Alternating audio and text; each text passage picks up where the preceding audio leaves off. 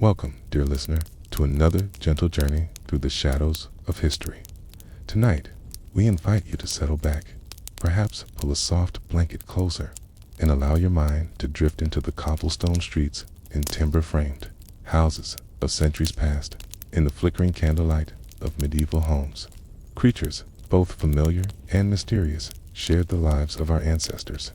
Among these was one animal that walked the thin line between beloved companion and feared demon, between practical necessity and supernatural terror. The cat, sleek and silent, padding through narrow alleyways and stone corridors, carried with it a burden of belief that would shape its fate for centuries. Tonight, we journey into that world of whispered fears and ancient superstitions, where the gentle purr you might hear from your own feline companion was once thought to be the voice of darkness itself. If you want to help me to keep doing these videos, please consider subscribing to the channel and hit the like button. It motivates and helps me keep bringing videos in this format. If you'd like to hear about a specific topic, leave a comment below, and I'll show you in the video when your topic is chosen.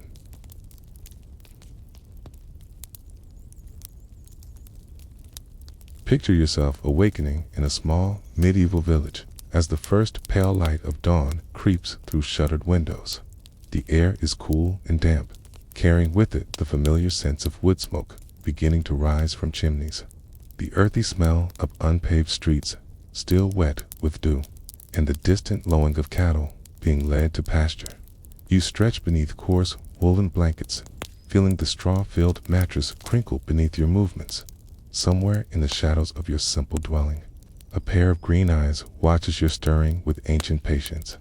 The medieval household was a place where survival depended on careful management of resources, and every creature that shared the dwelling space had its purpose.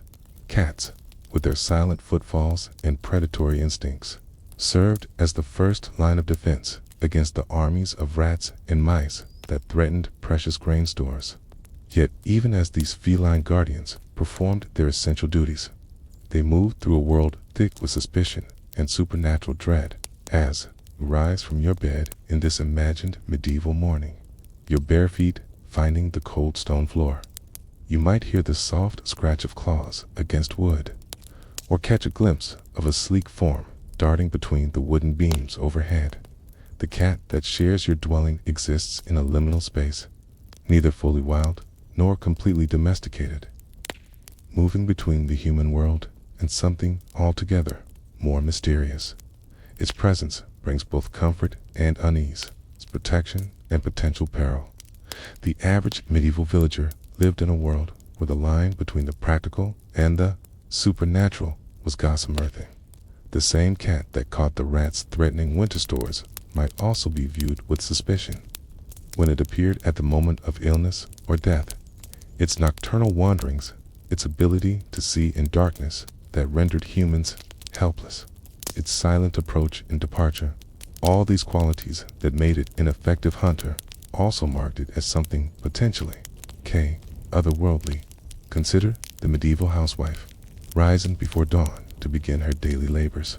She moves carefully through her dwelling, mindful of the shadows where her feline companion might be resting.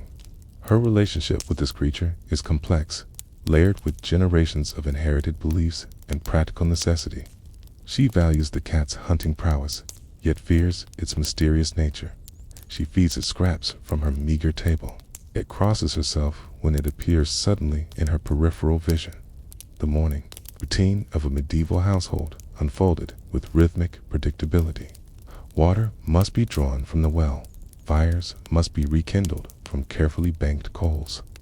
Bread must be set to rise, and livestock must be tended.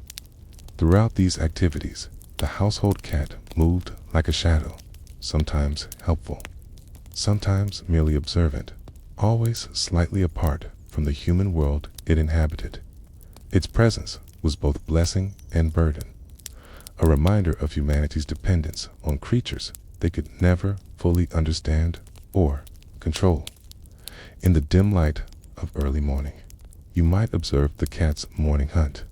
Watch as it positions itself near the grain stores, body low and tense, ears pricked forward with laser focus. The patience it displays is almost supernatural in its intensity. Minutes pass, perhaps an hour, with no movement save the slow switching of its tail.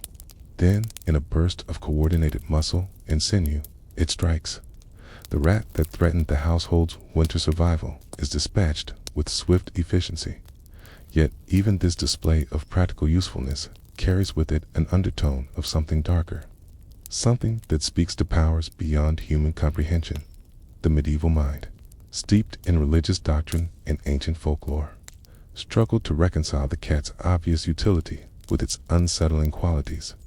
How could a creature so beneficial also seem so alien? How could something that protected human welfare also appear in certain lights and moments so thoroughly inhuman? These questions haunted the medieval imagination, creating a complex web of belief and superstition that would define the cat's place in human society for centuries. As the morning progresses and the household fully awakens, you begin to understand the delicate balance that governed human-feline relationships in this distant era. The cat was neither pet in the modern sense nor a wild animal, but something in between, a creature that had chosen to associate with humans while maintaining its essential mystery. It accepted food and shelter while giving service in return, yet it remained fundamentally apart. A citizen of shadows and moonlight who merely visited the world of hearth and home. The sounds of the medieval morning surround you, the creak of wooden shutters being opened, the splash of water being poured into basins, the soft shuffle of feet on stone floors, and beneath it all, almost inaudible, the whisper of padded paws moving through spaces, both seen and unseen. This is the world where cats learn to navigate human suspicion while maintaining their essential nature, where they provided invaluable service while bearing the burden of supernatural association. Listen to the rhythm of medieval life beginning its daily cycle. The bell tower calls the hours, livestock lows in distant fields. Children's voices rise in play or argument, and adults begin their endless round of labor and survival. Through it all, the cat moves like a living shadow, integral to the household, yet somehow separate from it, essential yet mysterious, beloved yet feared. This contradiction lies at the heart of the medieval relationship with felines, a relationship that would shape both human and cat for generations to come. In this gentle morning light, before the heat of midday brings its own challenges and labors, you can almost feel the weight of centuries of human-cat interaction, the accumulation of shared experiences that bonded these two species together while never quite bridging the gap of understanding between them. The medieval cat was a creature of twilight zones, existing in the spaces between wild and tame, helpful and harmful, natural and supernatural. As the sun climbs higher and the morning's gentle awakening gives way to the industrious rhythm of medieval daily life, imagine yourself following the household through its established routines. The cat, having completed its dawn hunt, settles into the patterns that would define its role throughout the long hours ahead. You observe how seamlessly it weaves itself into the fabric of human activity, yet how it maintains its essential apartness, like a thread of different color running through familiar cloth. The medieval workshop was a place of constant activity, where the boundaries between living space and working space blurred into practical necessity. Here, the blacksmith's hammer rang against anvil in steady rhythm. The baker's ovens radiated warmth that drew both human and feline seekers of comfort, and the weaver's loom clicked with hypnotic regularity.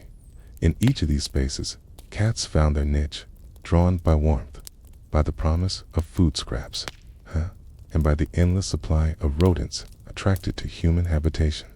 Watch as the baker begins his daily bread production, flour dusting his clothes and hands as he kneads the dough with practiced motions. Near the warmth of his ovens, a tabby cat stretches luxuriously, its fur catching the golden light that spills from the oven mouth. The relationship between baker and cat is one of mutual benefit, yet it carries undertones of complexity that reflect the medieval mindset. The cat keeps the grain stores free of vermin, but its presence also serves as a reminder of forces beyond human control.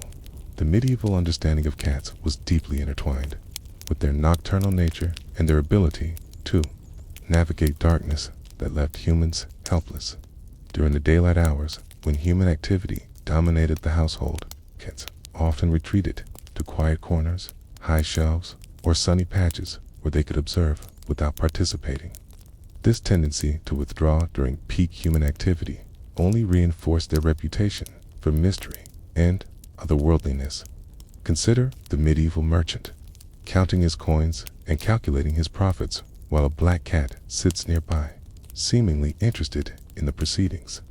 The merchant's relationship with his feline companion reflects the broader medieval struggle between practical acceptance and supernatural fear. The cat's presence provides comfort and companionship during long hours of solitary work, yet its dark coloring and intense stare might trigger ancestral fears about omens and supernatural influences. The rhythm of medieval labor was punctuated by moments of rest and reflection, times when the boundary between work and contemplation softened. During these interludes, you might observe the subtle interactions between human and feline that revealed the depth of their complex relationship. A gentle hand extended two-stroke soft fur, a morsel of food shared from a simple meal. A moment of mutual regard that transcended the barriers of species and superstition. The medieval kitchen was a realm where cats found particular welcome, drawn by the warmth of cooking fires and the abundance of food preparation activities. Here, the kitchen cat served multiple roles: rodent hunter, companion to the cook during long hours of food preparation, an unofficial taste tester who might detect spoiled ingredients through superior senses. Yet even in this most practical of relationships, undertones of mystery persisted. Imagine yourself observing the cook as she prepares the midday meal, her movements economical and practiced from years of experience. The kitchen cat sits nearby, alert to any dropped morsel or spilled liquid. When the cook addresses the cat, her voice carries a mixture of affection and respect, acknowledging both the creature's usefulness and its essential unknowability. The medieval mind could never quite separate the practical animal from the mysterious being that seemed to possess knowledge beyond ordinary understanding. The sounds of the medieval workday create a symphony of human industry: the thud of chopping axes, the scrape of hoes against earth, the lowing of cattle being moved between pastures, and a constant background murmur of human voices engaged in the business of survival. Through this acoustic landscape, the cat moves silently, its padded feet making no sound against stone floors or wooden beams. Its presence often detected only through peripheral vision or sudden awareness. As the day progresses toward its peak, you begin to understand how cats earn their reputation for supernatural awareness, their ability to appear and disappear without sound, their talent for positioning themselves in exactly the right place to observe human activity, their uncanny knack for arriving at the moment food was being prepared or shared. All these behaviors reinforced medieval beliefs about feline prescience and otherworldly knowledge.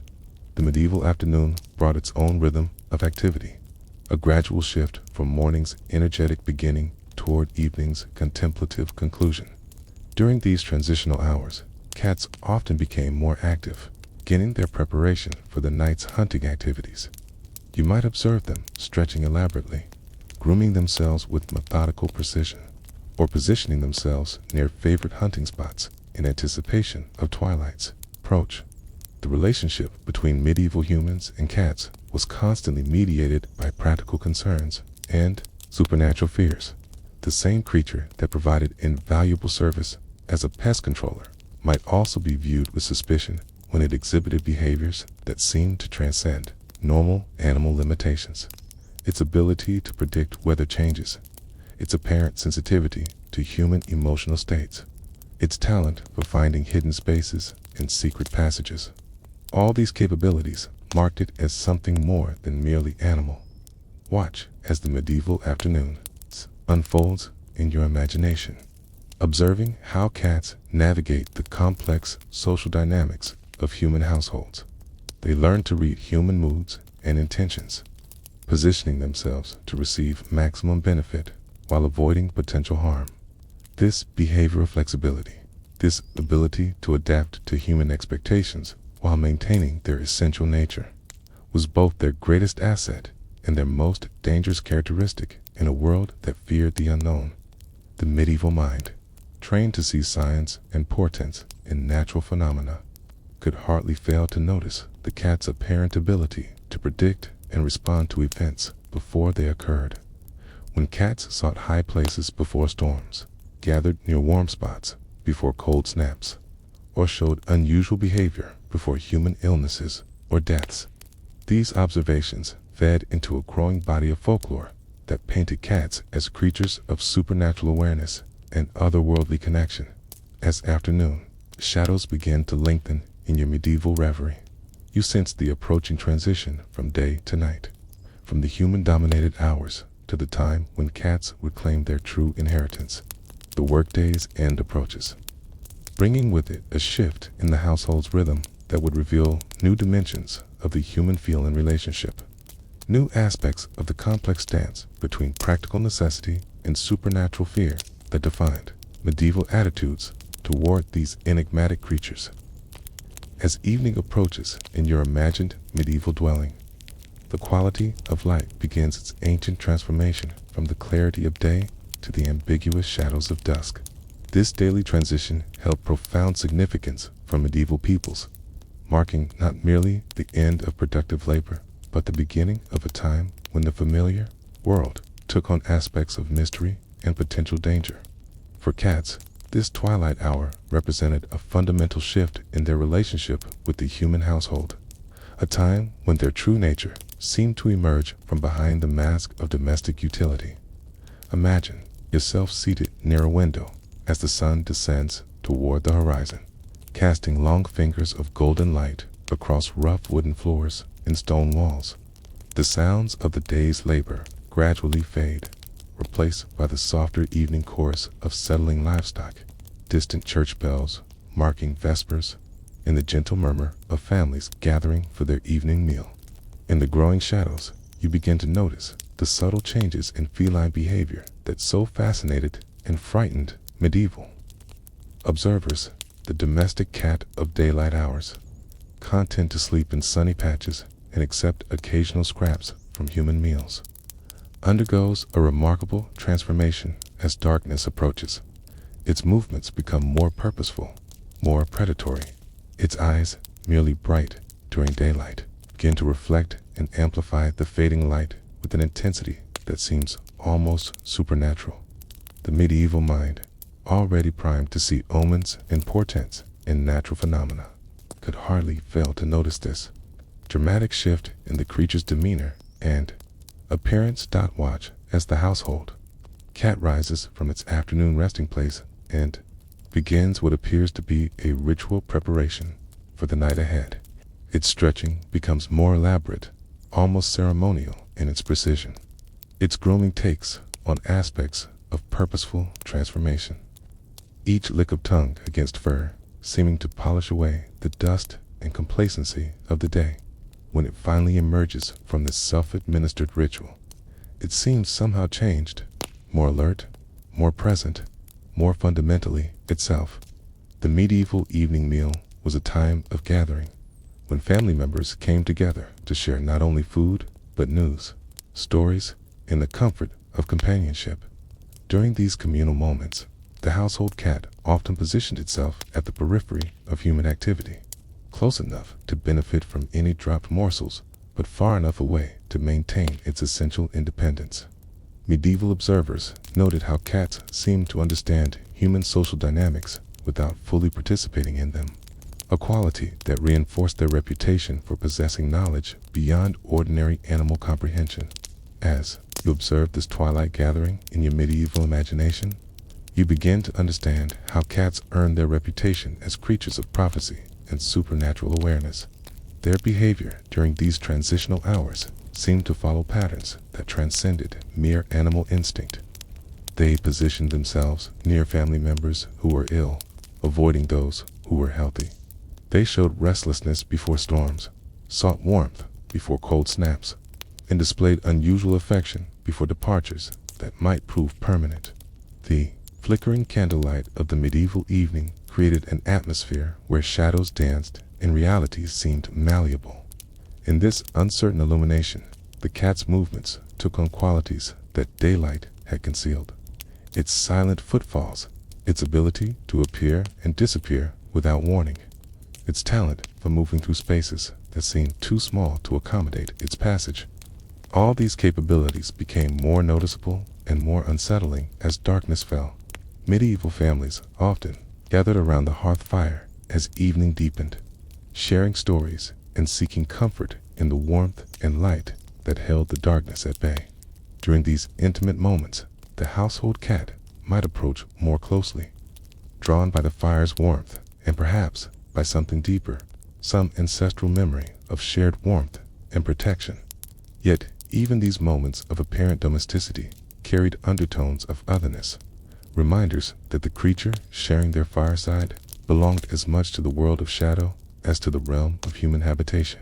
Listen to the evening sounds of the medieval household, the crackle of burning wood, the soft murmur of conversation, the distant howl of wolves in surrounding forests, and beneath it all, almost inaudible, the whisper of padded feet moving through darkness. These sounds created an auditory landscape where the boundaries between the domestic and the wild, the known and the unknown, seemed particularly permeable. The cat, moving silently through this acoustic environment, seemed to serve as a bridge between these different realms of experience. As full darkness finally claims the medieval landscape, you witness the complete transformation of the feline companion from domestic helper to nocturnal hunter. The change is both gradual and dramatic, like watching a skilled actor slip into a completely different character. The cat's movements become fluid and purposeful, its attention focused entirely on stimuli invisible and inaudible to human senses. This transformation provided medieval observers with daily evidence of the cat's dual nature, its ability to inhabit both human and non-human worlds with equal facility. The medieval night was a time of vulnerability for human inhabitants, when the protective activities of daylight ceased and when dangers both real and imagined seemed to multiply in the darkness. During these uncertain hours, the cat's nocturnal prowess offered both comfort and concern. Its ability to navigate darkness, to detect threats and opportunities invisible to human senses, made it a valuable guardian. Yet these same capabilities also marked it as a creature of the night, aligned with forces that human reason could not fully comprehend or control. Imagine yourself preparing for sleep in this medieval dwelling, aware of the cat's increasing activity as your own awareness begins to fade. The contrast between human vulnerability and feline capability becomes most apparent during these transition moments. As you settle into rest, trusting in walls and doors and human-made protections, the cat begins its true work, patrolling territories and hunting prey in a world that exists parallel to, but separate from, human understanding. The medieval bedroom was often a shared space, where family members slept together for warmth and security. In this intimate environment, the relationship between humans and cats took on additional layers of complexity. Cats sought the warmth of human bodies and bedding, yet their nocturnal restlessness could disturb human sleep. Their tendency to come and go through windows or small openings meant that they brought with them the scents and suggestions of the outside world, reminders that the safety of indoor spaces was always temporary and conditional. As you drift towards sleep in your imagined medieval bed, you become aware of the cat's nighttime behavior in ways that daylight never revealed. Its soft footfalls on wooden floors, its quiet investigation of corners and crevices, its occasional departure through window or door opening into the dangerous night beyond. All these activities created a soundtrack that was simultaneously comforting and unsettling. The presence of a capable predator offered protection, yet the reminder of that predator's essential wildness suggested that safety was never absolute. The medieval understanding of sleep was deeply intertwined with beliefs about vulnerability and spiritual danger. The sleeping person was thought to be particularly susceptible to supernatural influences, when the soul might wander from the body and encounter forces beyond human control. In this context, the cat's nocturnal vigilance took on spiritual as well as practical significance. Its ability to remain alert during human sleep, to detect threats and disturbances that might prove dangerous, made it a guardian of both physical and metaphysical security. Listen as the night deepens around your medieval dwelling, bringing with it the full symphony of darkness, the distant call of night birds, the rustle of wind through thatch or wooden shingles, the occasional creak of settling timbers, and threading through it all, the nearly inaudible presence of your feline guardian. These sounds create a lullaby of sorts, a reassuring reminder that life continues its essential rhythms, even in the face of darkness and uncertainty. The medieval night also brought with it opportunities for reflection and contemplation unavailable during the busy daylight hours. In the quiet darkness, relationships and dependencies that remained hidden during active periods became more apparent. The bond between human and cat, forged through mutual benefit but complicated by fundamental differences in nature and understanding, revealed its true depth during these vulnerable hours when survival depended on cooperation between species that could never fully comprehend each other. As you finally surrendered to sleep in your medieval bed, surrounded by the familiar yet mysterious presence of your feline companion, you carry with you an understanding of the complex emotions that defined medieval attitudes toward cats: fear and affection, practical appreciation, and supernatural dread. All these feelings coexisted in the medieval mind, creating a relationship that was simultaneously intimate and distant, trusting and suspicious, necessary and uncomfortable.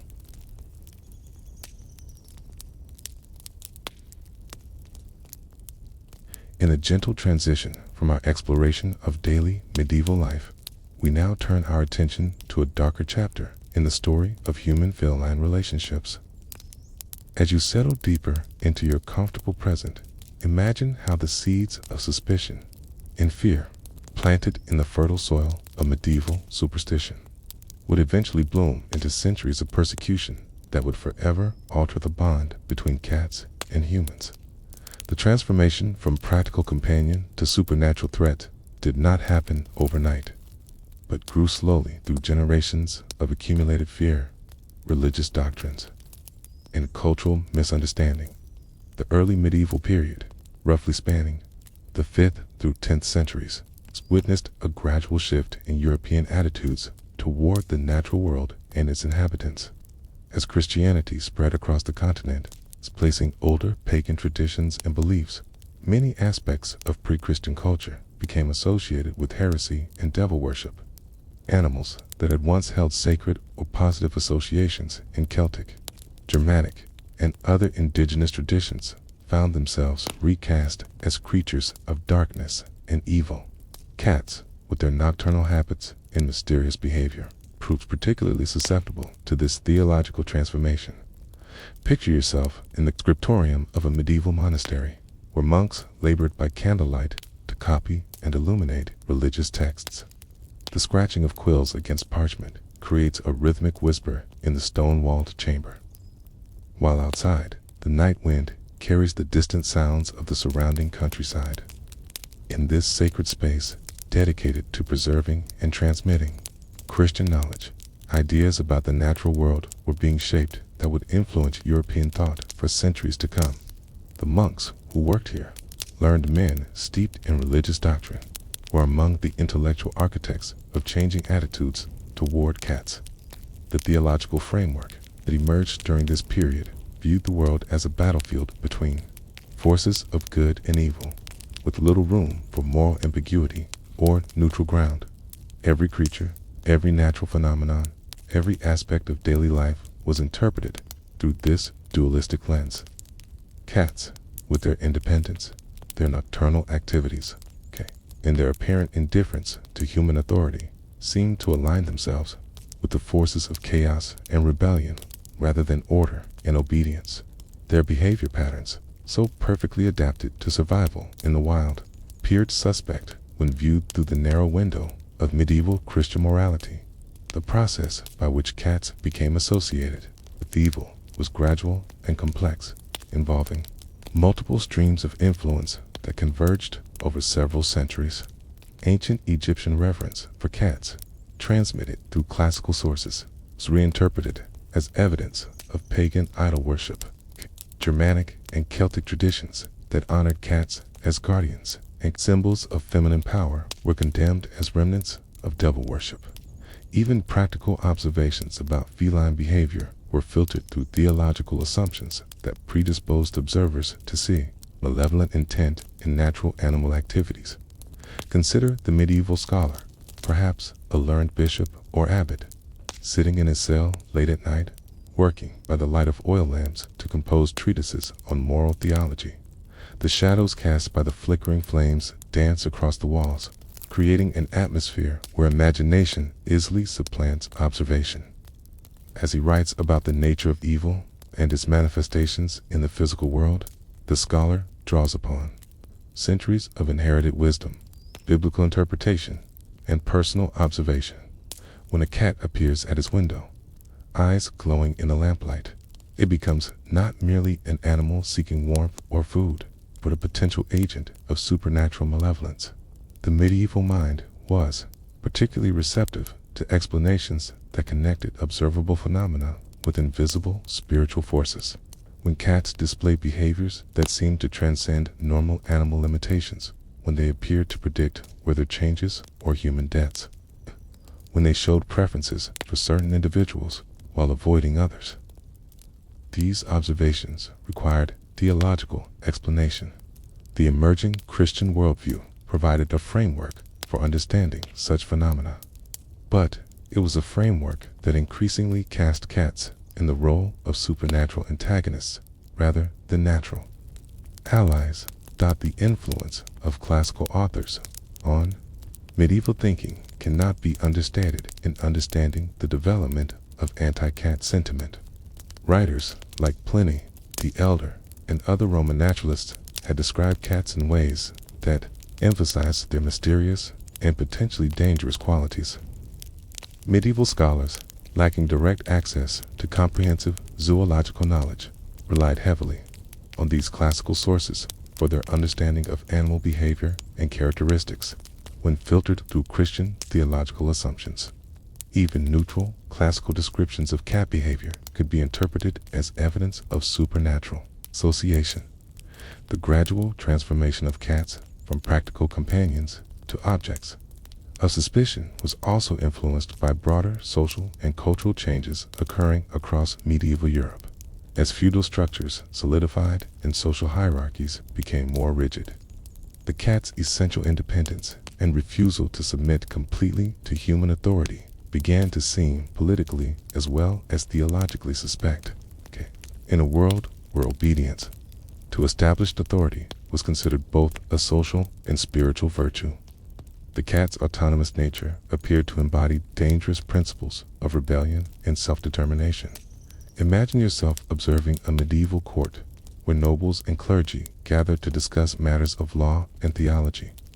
The great hall is lit by torches that cast dancing shadows across stone walls adorned with tapestries depicting biblical scenes and moral allegories.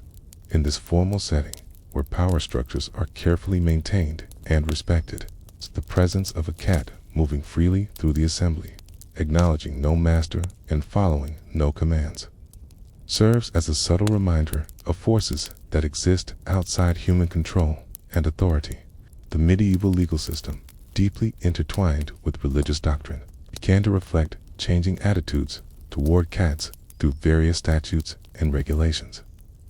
While direct persecution had not yet begun in earnest, legal frameworks were being established that would later facilitate more systematic campaigns against felines. Laws governing the treatment of animals, regulations about pest control, and ordinances concerning public health all began to incorporate language that distinguished between useful animals that submitted to human authority and suspect creatures that maintained their independence. The role of popular folklore in shaping medieval attitudes toward cats cannot be overlooked. Stories passed down through generations, modified and embellished with each telling, created a rich tapestry of belief that often contradicted direct observation and experience. Tales of cats that could transform into other creatures. Legends of felines that served as familiars to witches and sorcerers. Accounts of supernatural punishments that befell those who mistreated cats. All these narrative elements combined to create a cultural atmosphere where cats were viewed with equal measures of respect and fear. The medieval fascination with omens and portents provided another avenue through which cats became associated with supernatural forces. Their nocturnal activities, their apparent ability to detect subtle changes in weather and atmosphere, their tendency to behave differently before significant events. All these natural behaviors were interpreted as evidence of prophetic powers or supernatural knowledge. While such abilities might have been viewed positively in earlier traditions, the increasingly rigid Christian framework of medieval Europe tended to classify any supernatural power, not explicitly sanctioned by church authority, as potentially demonic. As you continue to imagine yourself in this medieval world, observe how the seeds of future persecution were being planted, not through dramatic persecution or sudden policy changes, but through gradual shifts in interpretation and understanding. The same behaviors that had once made cats valued companions were slowly being reframed as evidence of their dangerous nature. Their independence became defiance. Their nocturnal hunting became suspicious nighttime activity. Their apparent presence became evidence of supernatural communication. The medieval monastery, center of learning and theological development, played a crucial role in formalizing these changing attitudes toward cats. Monks who observed feline behavior in and around their religious communities recorded their observations through the lens of Christian doctrine, creating written records that would influence future generations of scholars and clergy. When cats appeared in monastery gardens at night, their presence was noted not as natural animal behavior, but as potential evidence of supernatural visitation or demonic influence. The gradual development of scholastic theology during the later medieval period provided increasingly sophisticated frameworks for understanding the relationship between the natural and supernatural worlds. Theologians like Thomas Aquinas and others worked to reconcile classical philosophy with Christian doctrine, creating comprehensive systems of thought that attempted to explain all aspects of existence within a unified theological framework. Within these systems, cats occupied an increasingly problematic position. Creatures whose behavior seemed to challenge easy categorization and whose nature appeared to blur the boundaries between the natural and supernatural realms. As we drift deeper into this historical exploration, allow your breathing to slow and your mind to settle into the rhythm of centuries past, where the seeds of suspicion we have observed beginning to take root in darker, more systematic forms of persecution. The transformation of cats from household companions to objects of fear and hatred did not occur in isolation, but formed part of a broader pattern of medieval anxiety about supernatural threats and social control. Picture yourself witnessing the gradual escalation of anti-feline sentiment as it moved from theological speculation to active persecution, from individual suspicion to institutional policy. The 13th century marked a crucial turning point in the relationship between European society and cats. Pope Gregory IX, who reigned from 1227 to 1241, issued the papal bull Vox in Roma in 1233, which explicitly condemned cats as instruments of Satan and endorsed their systematic persecution. This official pronouncement from the highest authority in medieval Christendom provided theological justification for what would become centuries of organized violence against felines. The papal bull described elaborate rituals in which black cats were allegedly worshipped by heretical sects, transforming practical animals into symbols of religious rebellion and demonic influence.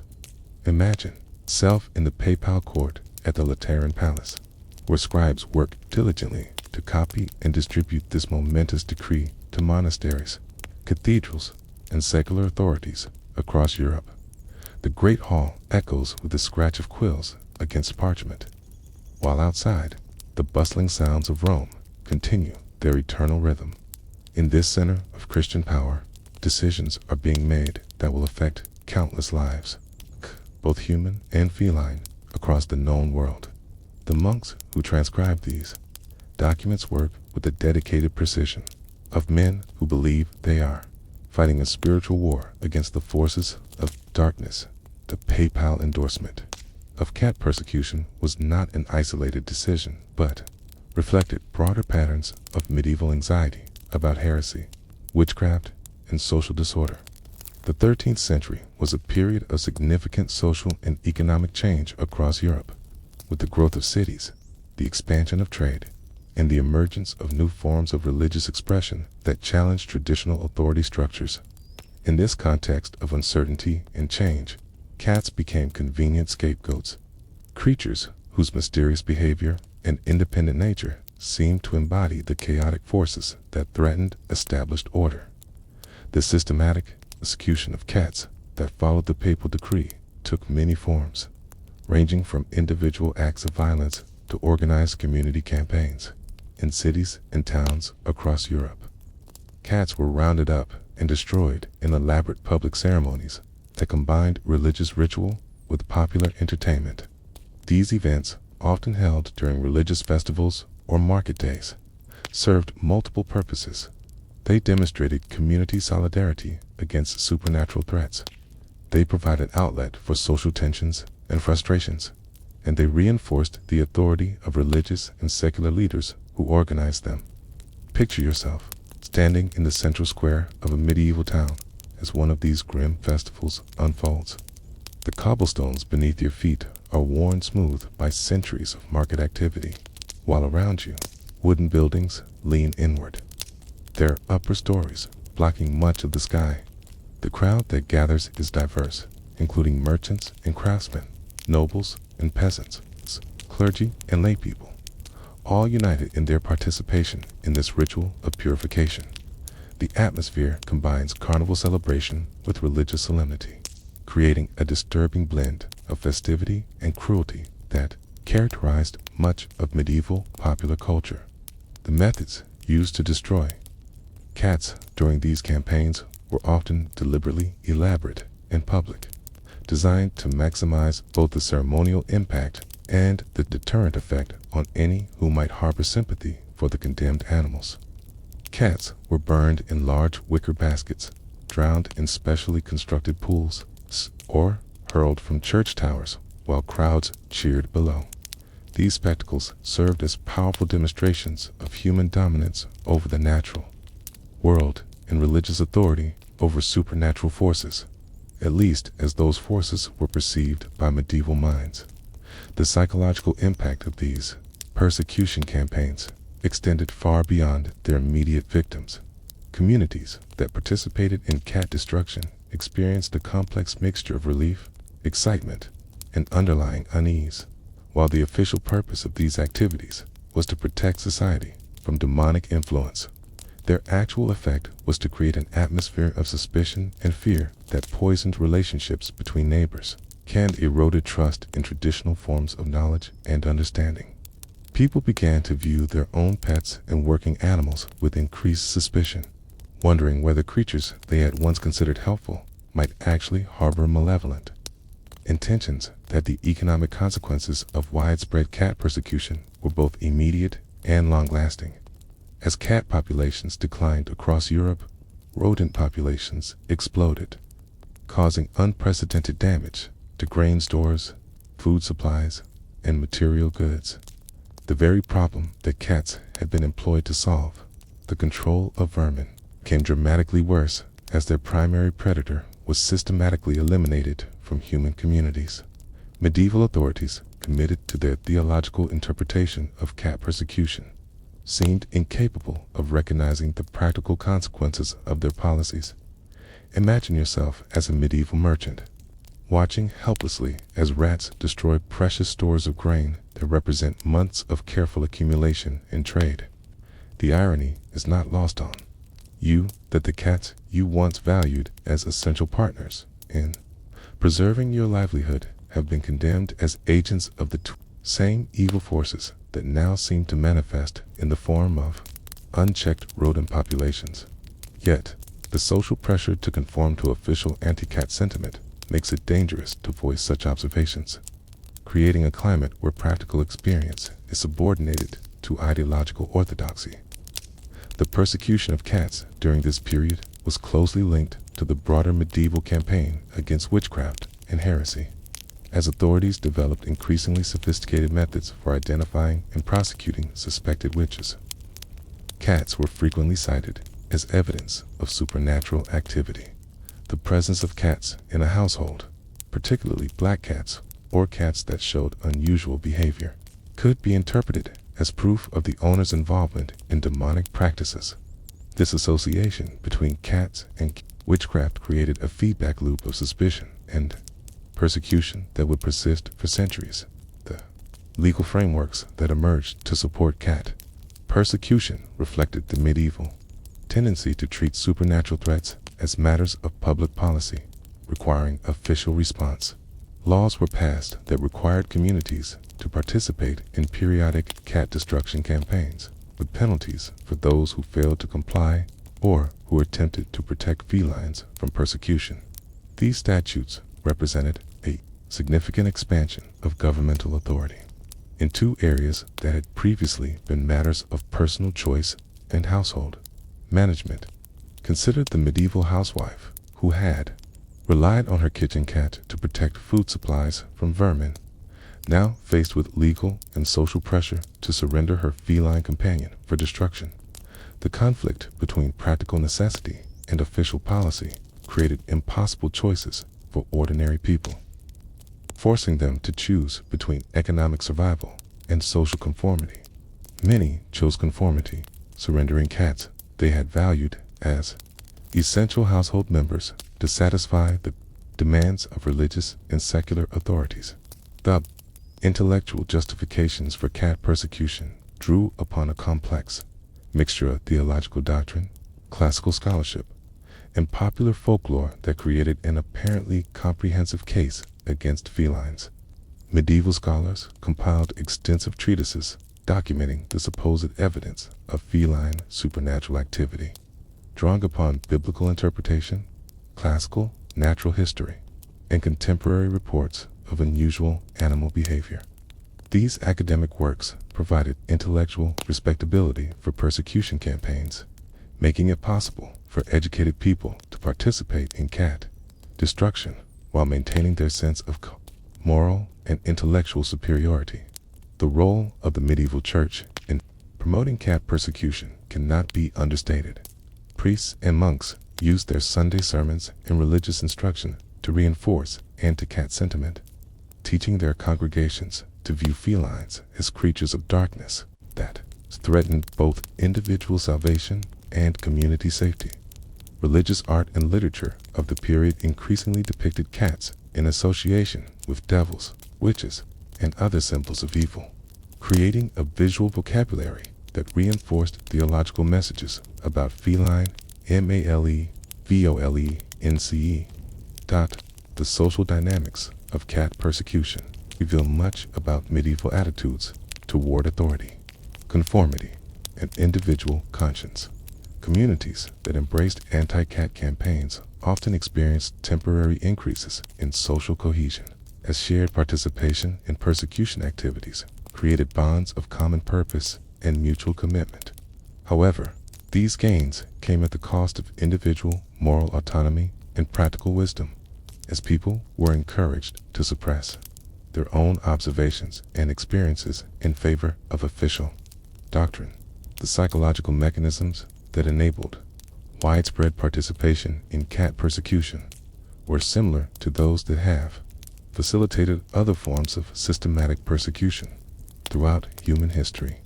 The designation of cats as supernatural threats allowed people to project their fears and anxieties onto convenient scapegoats, while the official endorsement of persecution provided moral justification for acts that might otherwise have troubled individual conscience. The ritualistic nature of many persecution campaigns created a sense of sacred purpose that elevated cruelty to the level of religious duty. As the persecution campaigns intensified throughout 13th and 14th centuries, their effects began to extend beyond their immediate targets. The climate of suspicion and fear that surrounded anti-cat activities spilled over into other areas of medieval life, creating increased anxiety about supernatural threats and greater willingness to accept authoritarian solutions to perceived problems. Communities that have learned to organize systematic persecution of cats found it easier to extend similar treatment to other groups deemed threatening or undesirable. The documentation of cat persecution in medieval records provides a disturbing window into the mindset of an age that could reconcile systematic cruelty with claims of moral righteousness. Court records, church documents, and personal accounts from this period revealed the extent to which anti-cat sentiment had become integrated into the fabric of medieval society, affecting everything from legal proceedings to popular entertainment to religious observance. The resistance to cat persecution, where it existed, was typically individual and covert, rather than organized and public. People who continued to harbor cats did so at considerable personal risk. Knowing that discovery could result in accusations of heresy or witchcraft, this underground network of cat protection created its own forms of solidarity and mutual support, but it remained necessarily hidden from public view, unable to mount effective challenge to official persecution policies. The long-term consequences of medieval cat persecution extended far beyond the immediate suffering of felines and their human companions. The systematic elimination of cats from European communities created ecological imbalances that would persist for generations, while the climate of suspicion and fear generated by persecution campaigns contributed to broader patterns of social intolerance and authoritarian control that would characterize much of later medieval and early modern European society. As we continue our gentle journey through these dark chapters of history, allow yourself to settle more deeply into your comfortable present, knowing that the story we explore, however tragic, belongs to a distant past from which we have learned valuable lessons about tolerance and understanding.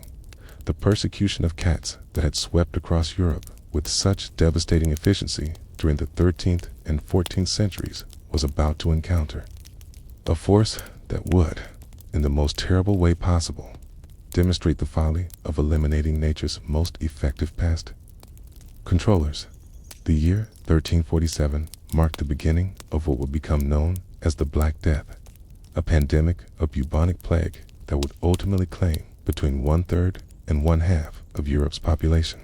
The disease, carried by fleas that infested the black rats spreading from trade ships, found a continent remarkably vulnerable to its advance.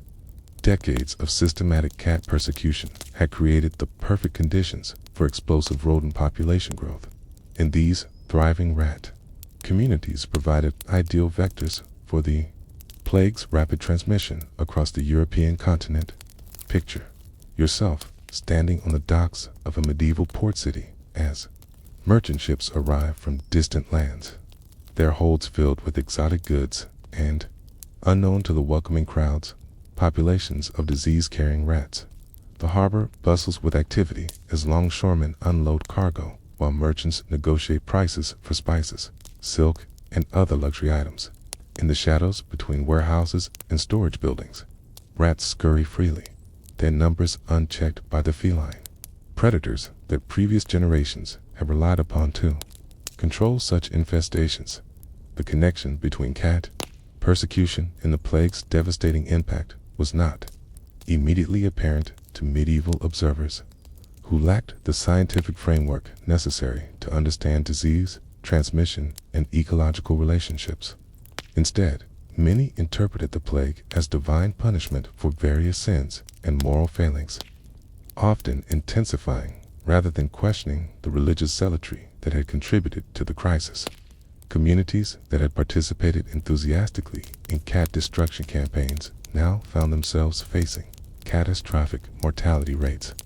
Yet few recognized the relationship between these two phenomena.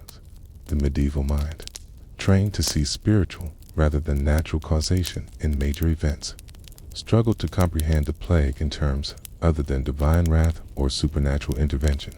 Prayers, processions, and ritual purifications were the preferred responses to the crisis, while practical measures that might have addressed the ecological factors contributing to the plague spread were generally ignored or dismissed as irrelevant. The same theological framework that had justified cat persecution had prevented effective response to its consequences. Imagine yourself in a medieval monastery during the early stages of the plague outbreak, where monks gather in their chapter house to discuss the crisis facing their community. The stone walls echo with worried voices as the brothers attempt to understand why their pious community has been afflicted with such suffering. Outside the windows, the sounds of a dying city drift across the monastery walls, the cries of mourners, the rumble of carts carrying bodies to mass graves, and beneath it all, the soft scratching and scurrying of rats moving through empty buildings. The irony of the situation was lost on most contemporary observers, but a few isolated voices began to question whether the systematic elimination of cats might have contributed to the plague's severity. These early critics faced significant social and religious pressure to conform to orthodox explanations of the crisis, making it dangerous to suggest that official church policy might have inadvertently contributed to the catastrophe. Most who harbored such thoughts kept them private, sharing their observations only with trusted friends or family members.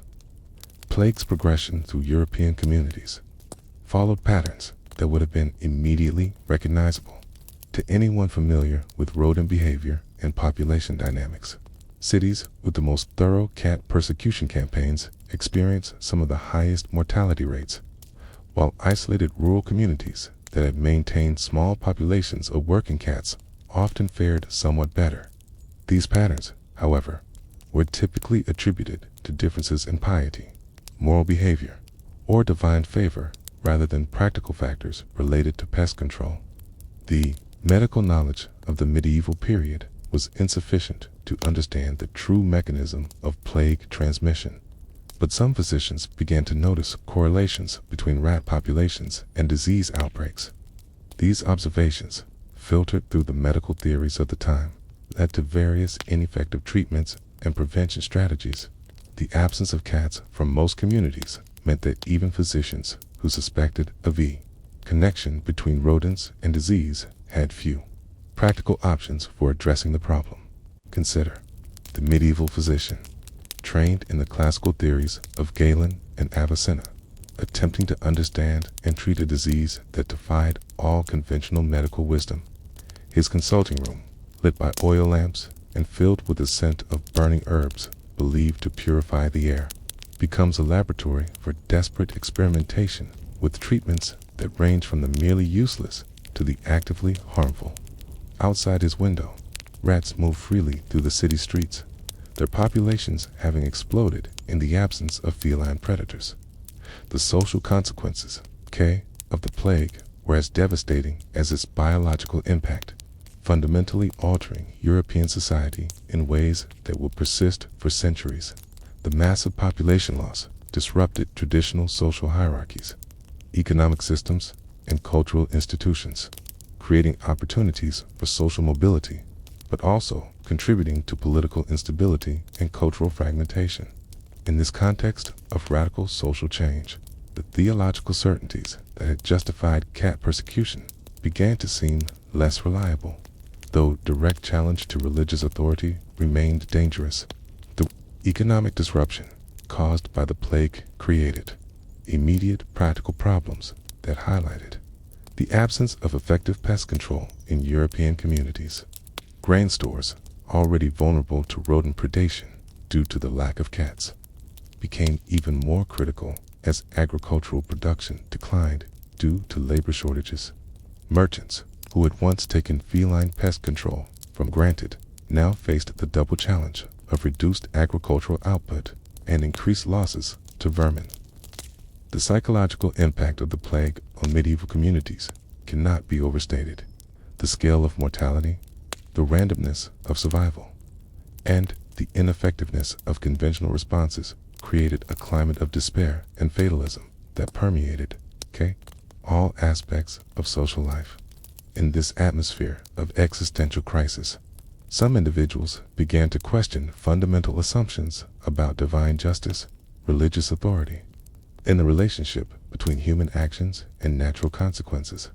Imagine yourself in a plague-ravaged medieval city, walking through streets that were once bustling with commercial and social activity, but now echo with emptiness and loss. The buildings that housed thriving businesses and workshops stand vacant, their owners having fled or perished. In the abandoned structures, rats move freely, no longer threatened by the feline guardians that previous generations had relied upon to maintain the delicate balance between human habitation and natural pest populations. The plague's impact on rural communities was often different in character from its effects on urban populations, but equally devastating in human terms. Agricultural villages that had maintained traditional practices of keeping working cats sometimes experienced lower mortality rates, though these differences were typically attributed to factors other than pest control. The rural communities that survived with relatively intact populations found themselves in a position of supporting much larger urban populations, creating new economic and social relationships. The medieval church's response to the plague revealed both the strengths and limitations of its institutional authority. While religious institutions provided comfort and support to plague victims and their families, the church's theological explanations for the crisis often proved inadequate to address the practical challenges communities faced. The gap between official doctrine and lived experience created opportunities for alternative interpretations and explanations, though these remained largely underground during the immediate crisis. The documentation of the plague years in medieval records provides insight into the mindset of communities facing existential crisis. Chronicles, personal accounts, and official records from this period revealed the extent to which people struggled to understand and respond to a catastrophe that exceeded all previous experience.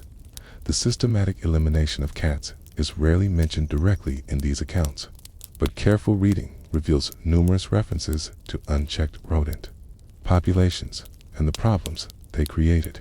The artistic and literary responses to the plague often incorporated themes of divine judgment and human mortality, but they also sometimes included subtle references to the ecological disruption that had preceded the crisis. Medieval illuminated manuscripts, religious paintings, and literary works from this period occasionally depicted scenes where the absence of traditional predator-prey relationships is suggested through the prominence of rats and mice in human environments. The slow process by which some communities began to recognize the connection between cat persecution and plague vulnerability took place over several generations rather than immediately during the crisis itself. The gradual reintroduction of cats into some European communities occurred through practical necessity rather than official policy change, as people desperate for effective pest control began to overlook theological prohibitions against keeping felines. The resistance to recognizing the relationship between cat persecution and plague severity was reinforced by the significant institutional and personal investments that had been made in anti-cat campaigns. Religious and secular authorities who had promoted persecution policies faced difficult questions about their responsibility for the crisis, making them resistant to explanations that implied their decisions had contributed to the catastrophe. The plague's long-term effects on European attitudes toward cats were complex and gradual, rather than immediate and dramatic. While the crisis created practical incentives for tolerating feline presence in human communities, the theological and cultural frameworks that had justified persecution remained largely intact. The result was a period of uneasy coexistence, where cats were tolerated for their practical utility while remaining objects of suspicion and fear. The medieval response to the plague ultimately demonstrated both the strengths and limitations of the period's intellectual and institutional frameworks. While communities showed remarkable resilience and adaptability in the face of unprecedented crisis, their ability to understand and address the ecological factors that had contributed to their vulnerability was limited by prevailing assumptions about causation, authority, and the relationship between human actions and natural consequences.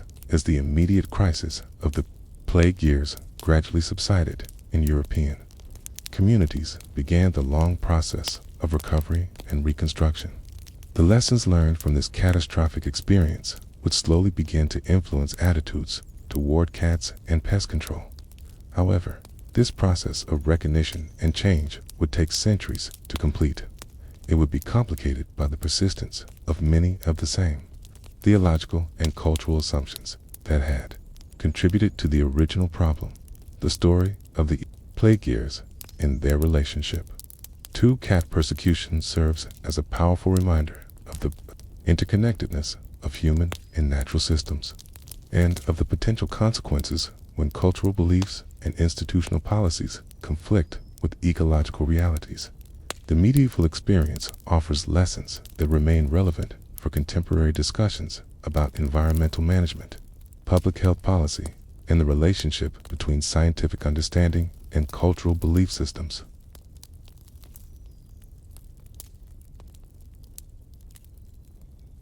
As we transition from the documented tragedy of the plague years into the realm of archaeological discovery and cultural mystery, allow your mind to drift into the fascinating world of evidence that emerges not from written records, but from the physical remnants of medieval life. The cats that lived and died during those tumultuous centuries left behind traces of their existence that modern archaeology continues to uncover, revealing aspects of medieval feline experience that no chronicler recorded and no official document preserved. These silent testimonies, extracted from medieval foundations, cemetery grounds, and domestic sites, tell stories that complement and sometimes contradict the written historical record. Picture yourself standing in the cool morning air beside an active archaeological excavation, where teams of researchers work with infinite patience to uncover the stratified layers of medieval life. The site might be the foundation of a demolished cathedral, the remains of a merchant's house, or the location of a former monastery. Each layer of earth removed reveals artifacts and evidence from different periods of occupation, creating a timeline that extends deep into the medieval past. Among the pottery shards, corroded metal objects, and fragments of worked stone, archaeologists occasionally discovered the skeletal remains of cats, their bones telling stories of lives lived in the shadow of human habitation.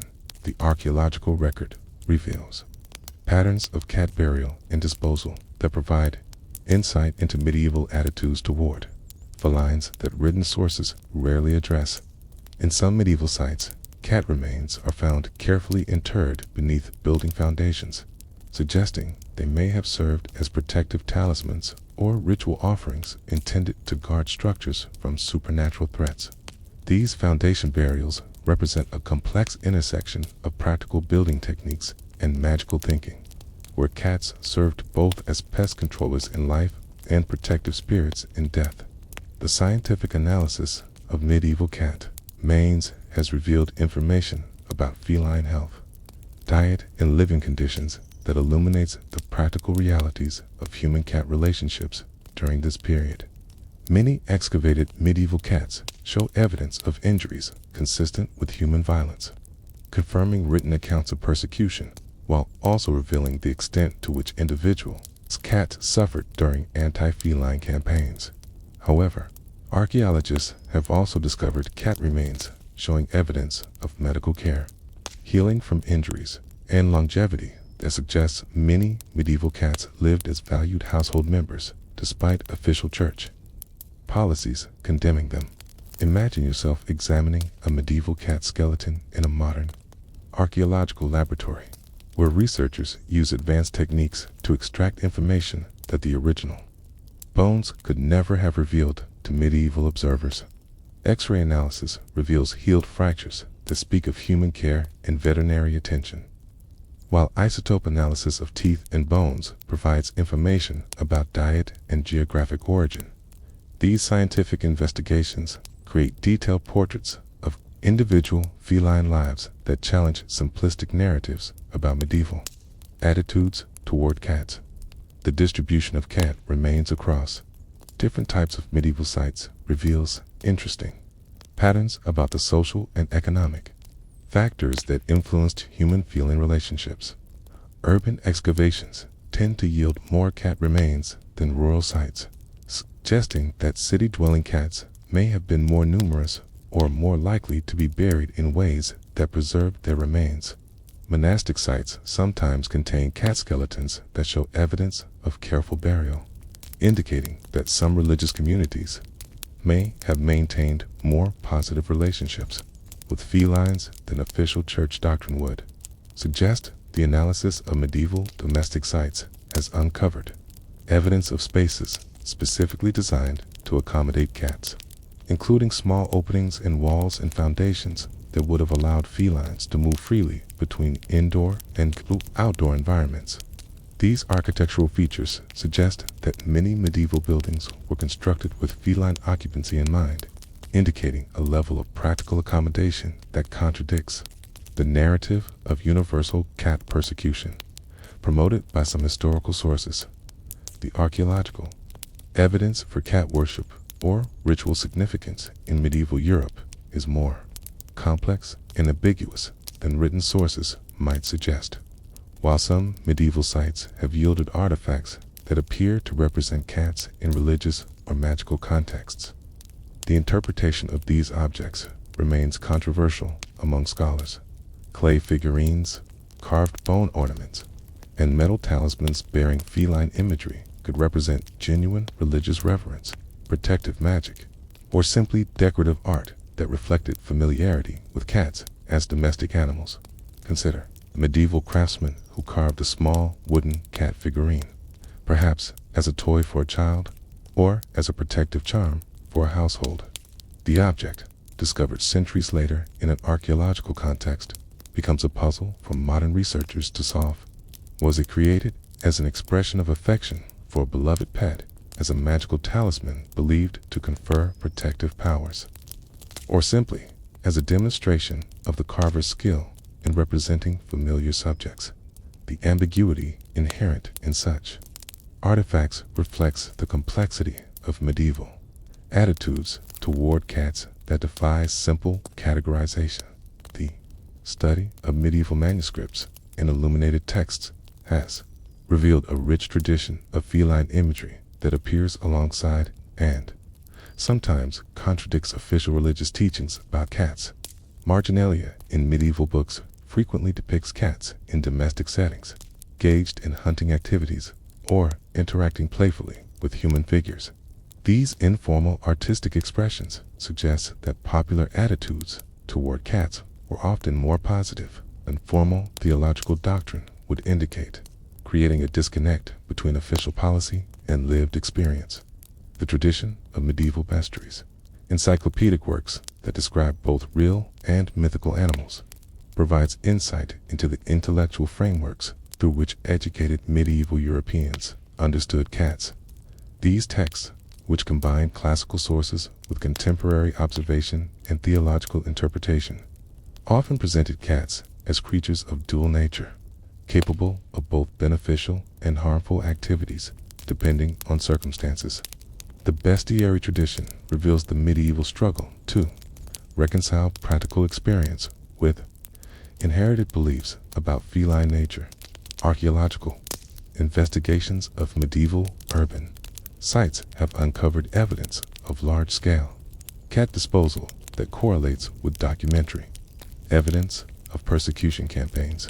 Mass graves containing dozens of cat skeletons, often showing signs of violent death, provide physical confirmation of the systematic nature of anti-feline persecution during certain periods.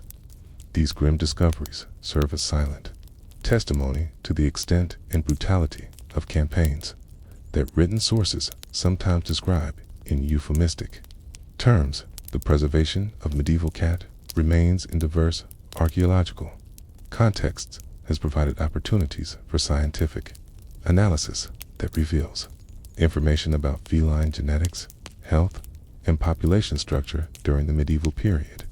DNA analysis of well-preserved specimens has begun to trace the genetic lineages of medieval European cats, revealing patterns of migration and breeding that reflect human trade routes and settlement patterns. This genetic evidence suggests that medieval cat populations were more diverse and geographically mobile than previously understood. Imagine yourself in a medieval scriptorium where monks illuminated manuscripts with intricate decorative borders that often included playful depictions of cats chasing mice, sleeping in sunny corners, or observing human activities with characteristic feline detachment. These artistic choices, made by religious men who were presumably aware of official church teachings about cats as demonic creatures, suggest that practical familiarity with felines often trumped theological doctrine in shaping actual attitudes and behaviors. The archaeological record of medieval cats reveals evidence of human-feline relationships that ranged from intimate companionship to systematic persecution, often within the same communities and time periods. The remains of cats found in medieval houses sometimes show evidence of deliberate burial with grave goods, suggesting they were mourned as family members, while other sites yield evidence of mass killings that align with documented persecution campaigns.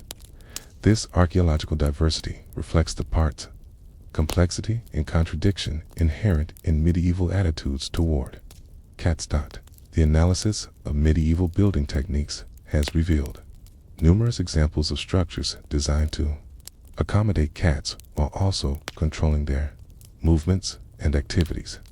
Churches and monasteries sometimes included small passages and hidden spaces that would have provided cats access to areas where they could hunt rodents while remaining largely invisible to human occupants.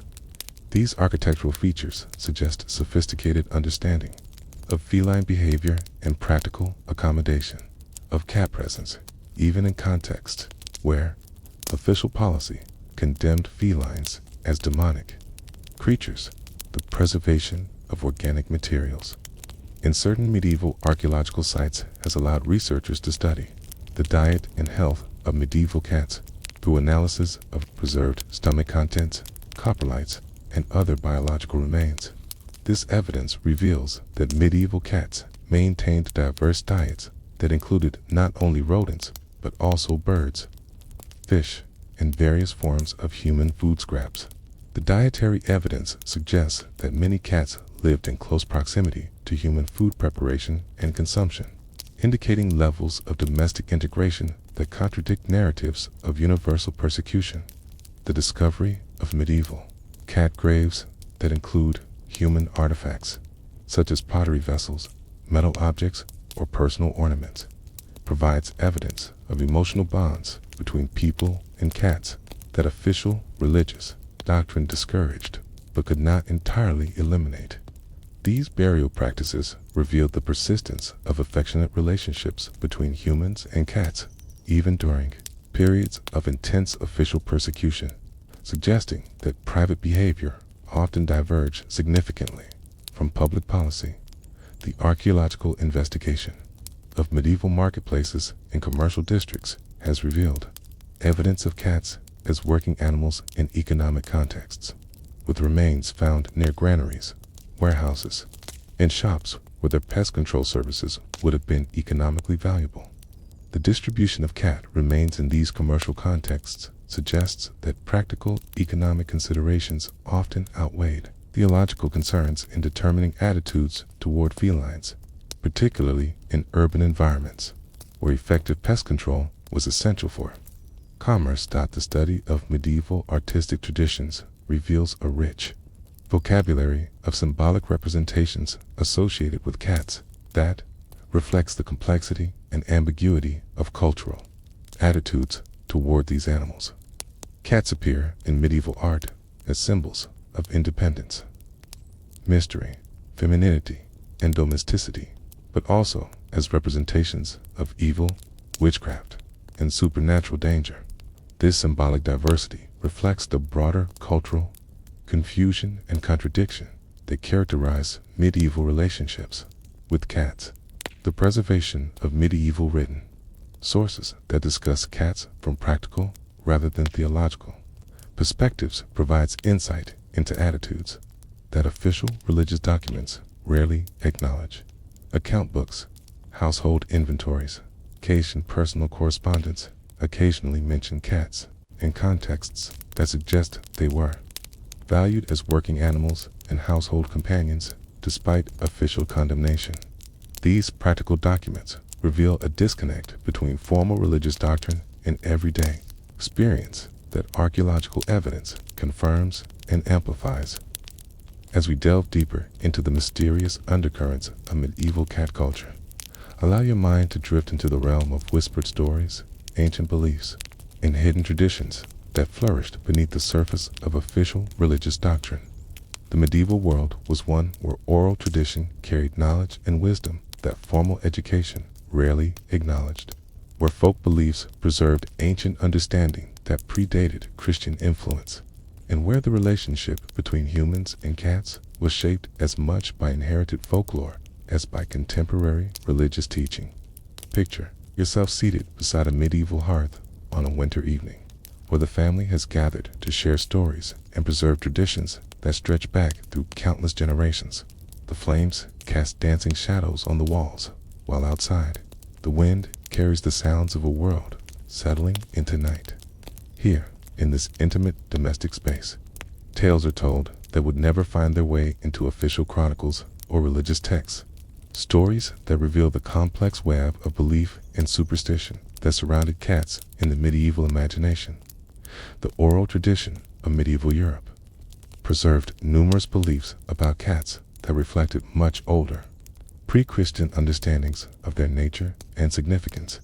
Many of these folk beliefs portrayed cats as creatures of prophecy and supernatural awareness, capable of detecting spiritual presences and predicting future events. Unlike the official Christian interpretation of such abilities as evidence of demonic association, folk tradition often viewed feline prescience as a beneficial gift that could protect households from danger and provide valuable information about approaching changes in fortune or circumstance. Medieval folk tradition included numerous specific beliefs about cat behavior that were thought to predict weather changes, seasonal transitions, and significant events in human lives. Cats that washed behind their ears were said to herald approaching rain, while unusual feline restlessness might indicate coming storms or other atmospheric disturbances. These weather-related beliefs reflected careful observation of actual cat behavior combined with assumptions about feline sensitivity to environmental changes that modern science has largely confirmed. Imagine yourself observing a medieval household where the family cat begins exhibiting unusual behavior, perhaps seeking high places, showing increased affection toward family members, or displaying signs of restlessness that have no apparent cause. In the medieval folk tradition, such behaviors were not dismissed as random animal activities, but were interpreted as meaningful communications that wise humans should heed. The grandmother of the household, keeper of traditional knowledge, might interpret these signs as warnings of approaching illness, changes in weather, or visits from distant relatives. The folklore surrounding cat colors and markings was particularly rich in medieval tradition, with different physical characteristics believed to confer different types of supernatural abilities or protective powers. Black cats, while feared in official religious doctrine as symbols of evil, were sometimes regarded in folk tradition as powerful protective spirits, capable of warding off more dangerous supernatural threats. White cats were often associated with purity and healing, while cats with unusual markings might be viewed as especially gifted with prophetic abilities. The medieval folk tradition preserved numerous ritual practices involving cats that reflected ancient beliefs about their spiritual significance and magical properties. Some of these rituals were protective in nature, designed to harness feline supernatural awareness for the benefit of human households. Others were divinatory, using cat behavior as a means of gaining insight into future events or hidden circumstances. Still, others were healing-related, incorporating various parts of cats or observations of cat behavior into folk medical practices. Consider the medieval wise woman, keeper of traditional healing knowledge and ritual practice, who maintains a complex understanding of cat lore that draws upon generations of inherited wisdom. Her knowledge includes information about which cats make the most effective guardians, how to interpret various forms of feline behavior, and what ritual practices can enhance or direct feline supernatural abilities. This folk practitioner operates in a world parallel to official religious medicine, preserving knowledge that formal education ignores, but that practical experience validates. The seasonal folklore associated with cats reflected the medieval agricultural calendar in the cycle of natural events that governed rural life. Certain times of year were thought to be particularly significant for cat behavior and supernatural activity, with behaviors observed during these periods carrying special prophetic weight.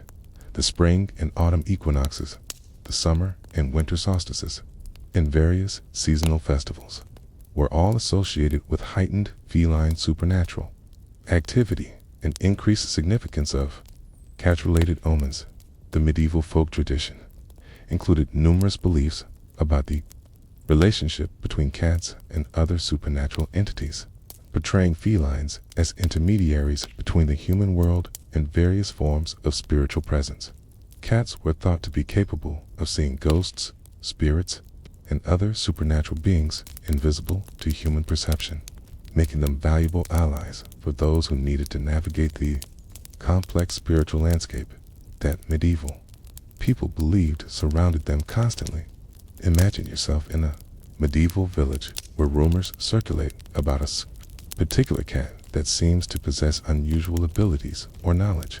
Perhaps this cat appears at houses shortly before deaths occur, or shows unusual behavior that consistently precedes important events in the community.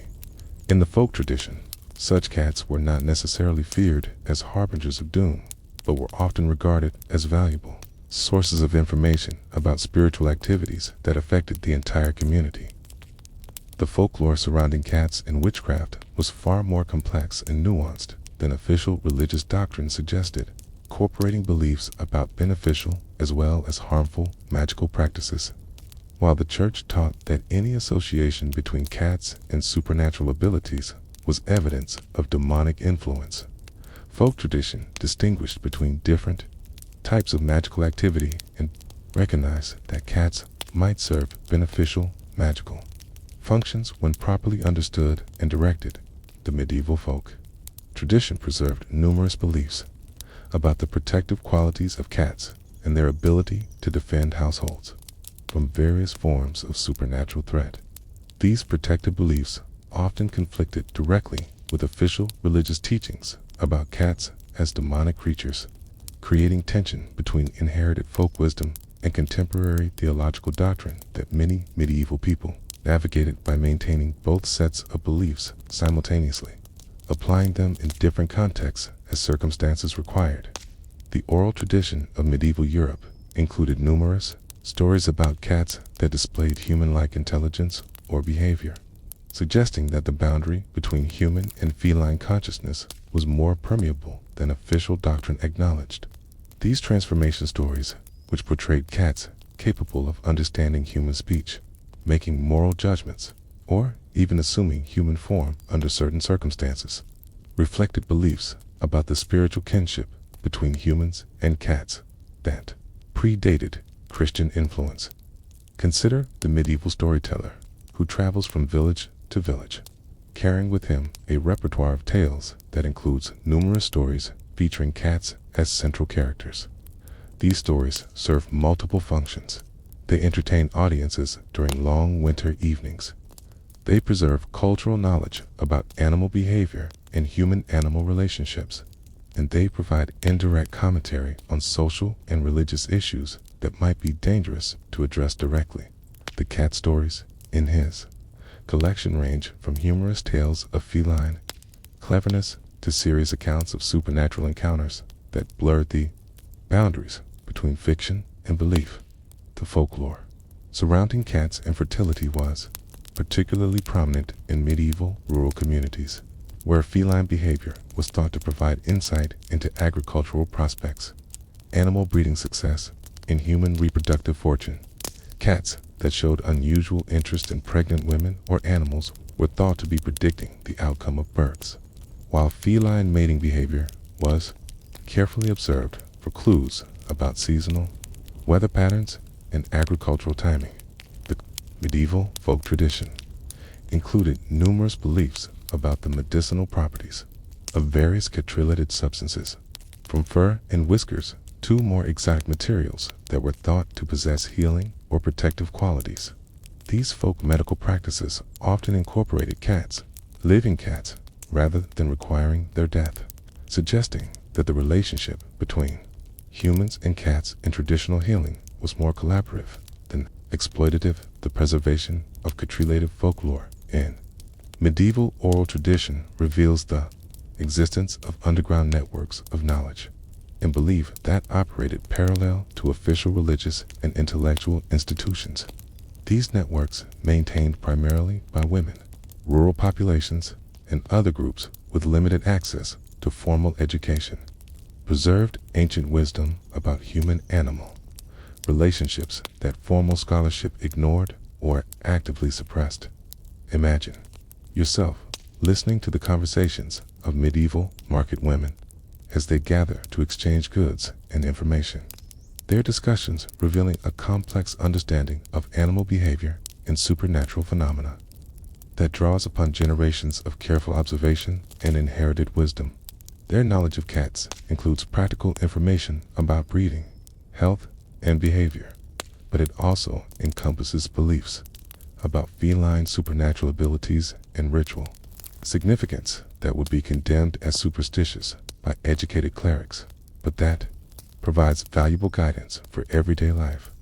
The seasonal cycles that governed medieval agricultural life were intimately connected with observations of cat behavior, creating a calendar of feline-related folklore that helped rural communities navigate the challenges of survival in a world where understanding natural patterns could mean the difference between abundance and starvation. This agricultural folklore portrayed cats as active participants in seasonal transitions rather than mere observers of natural change. The folk tradition of medieval Europe preserved numerous beliefs about the spiritual significance of cat deaths and the proper ritual responses to feline mortality. These death-related beliefs often conflicted with official religious teaching about the spiritual status of animals, but they provided comfort and structure for people who had formed emotional bonds with their feline companions and sought ways to honor those relationships even after death. As our exploration of medieval cat mysteries deepens, allow your consciousness to drift toward one of history's most intriguing paradoxes: the secret relationship between cats and monastic communities during the very period when official church doctrine condemned felines as demonic creatures behind the stone walls of medieval monasteries, where scholarly monks devoted their lives to copying sacred texts and preserving divine knowledge. A quiet revolution in human-cat relationships was taking place, hidden from the scrutiny of church authorities and preserved only in scattered references, marginal notes, and the whispered traditions of monastic life. Picture yourself approaching a remote medieval monastery in the early morning hours, when mist still clings to the surrounding valleys, and the first pale light of dawn illuminates the ancient stone walls that have stood for centuries. The bell tower marks the hours of prayer with measured regularity, while within the cloistered walls, the daily rhythm of monastic life unfolds with practiced precision. Yet, as you observe more carefully, you begin to notice subtle signs that this holy community harbors secrets that would surprise those who assume that all medieval religious institutions followed official church policy regarding cats. The practical necessities of monastic life created situations where the official condemnation of cats came into direct conflict with immediate survival needs. Monasteries typically maintained extensive libraries of precious manuscripts, granaries filled with grain to sustain their communities, workshops where valuable goods were produced, and gardens where medicinal herbs and food crops were cultivated. All of these essential monastic activities were vulnerable to damage from rodents, creating an urgent need for effective pest control that could not be addressed through prayer alone. The scholarly monks who spent their days copying manuscripts by hand understood better than most the devastating impact that mice and rats could have on irreplaceable texts. A single rodent invasion could destroy months or years of painstaking work, obliterating knowledge that existed nowhere else in the world. Faced with such threats to their sacred mission of preserving divine wisdom, many monastic communities made pragmatic decisions to tolerate or even encourage cat presence, regardless of official church policy. Imagine yourself in the scriptorium of a medieval monastery, where monks work by candlelight to copy religious texts, their quills scratching softly against parchment as they create the illuminated manuscripts that will preserve Christian knowledge for future generations. The air is heavy with the scent of ink and parchment, while outside the windows, the sounds of monastic life continue their eternal cycle. In the shadows between the writing desks, you might glimpse a sleek form moving silently through the scriptorium, a feline guardian whose presence protects the sacred texts from the rodents that would otherwise destroy humanity's written heritage. The evidence for cat tolerance in medieval monasteries emerges from multiple sources, including manuscript marginalia that depicts cats in monastery settings, account books that record expenditures for cat care, and architectural features that suggest buildings were designed with feline access in mind. These scattered pieces of evidence, when assembled together, reveal a pattern of covert cat acceptance that contradicted official policy but served essential practical needs. Manuscript tradition preserved in medieval monasteries includes numerous examples of marginalia that depicts cats in domestic and working contexts, suggesting that monastic artists were familiar with feline behavior and comfortable representing cats in their artistic work. These informal artistic expressions was created during quiet moments when scribes allowed their attention to wander from their copying tasks, provide insight into the daily reality of monastic life that formal records rarely acknowledge. Consider the medieval monk who pauses in his copying work to sketch a small cat in the margin of the manuscript he is creating, perhaps inspired by observing the monastery cat as it goes about its daily hunting activities.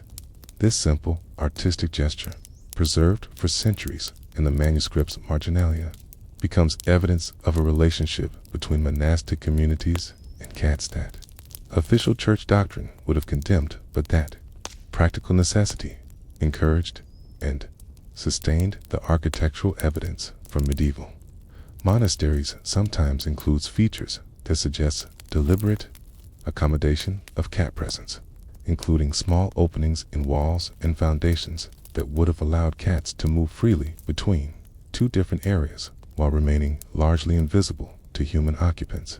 These architectural adaptations represent sophisticated understanding of feline behavior and practical solutions to the challenge of maintaining effective pest control while avoiding direct confrontation with church authority.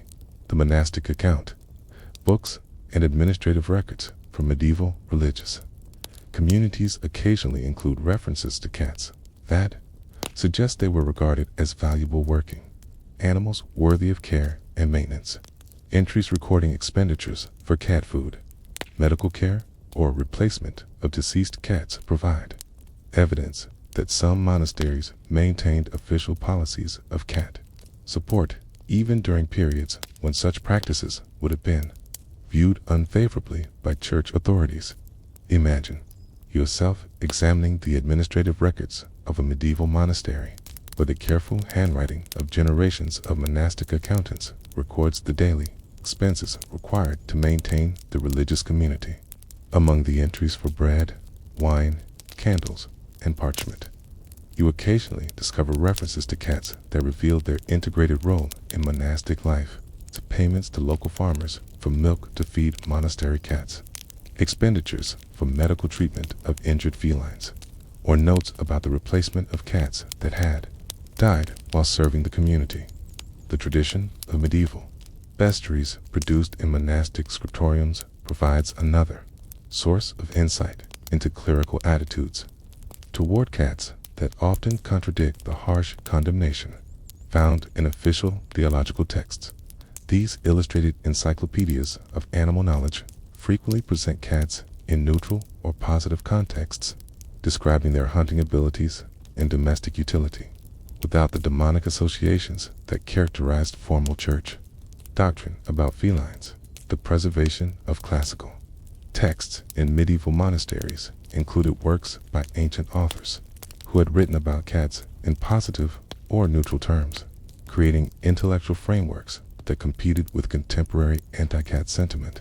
Monks who encountered descriptions of cats in classical agricultural texts, medical treatises, or natural history works were exposed to alternative perspectives on feline nature and valued that complicated, simplistic condemnation of all cat associations.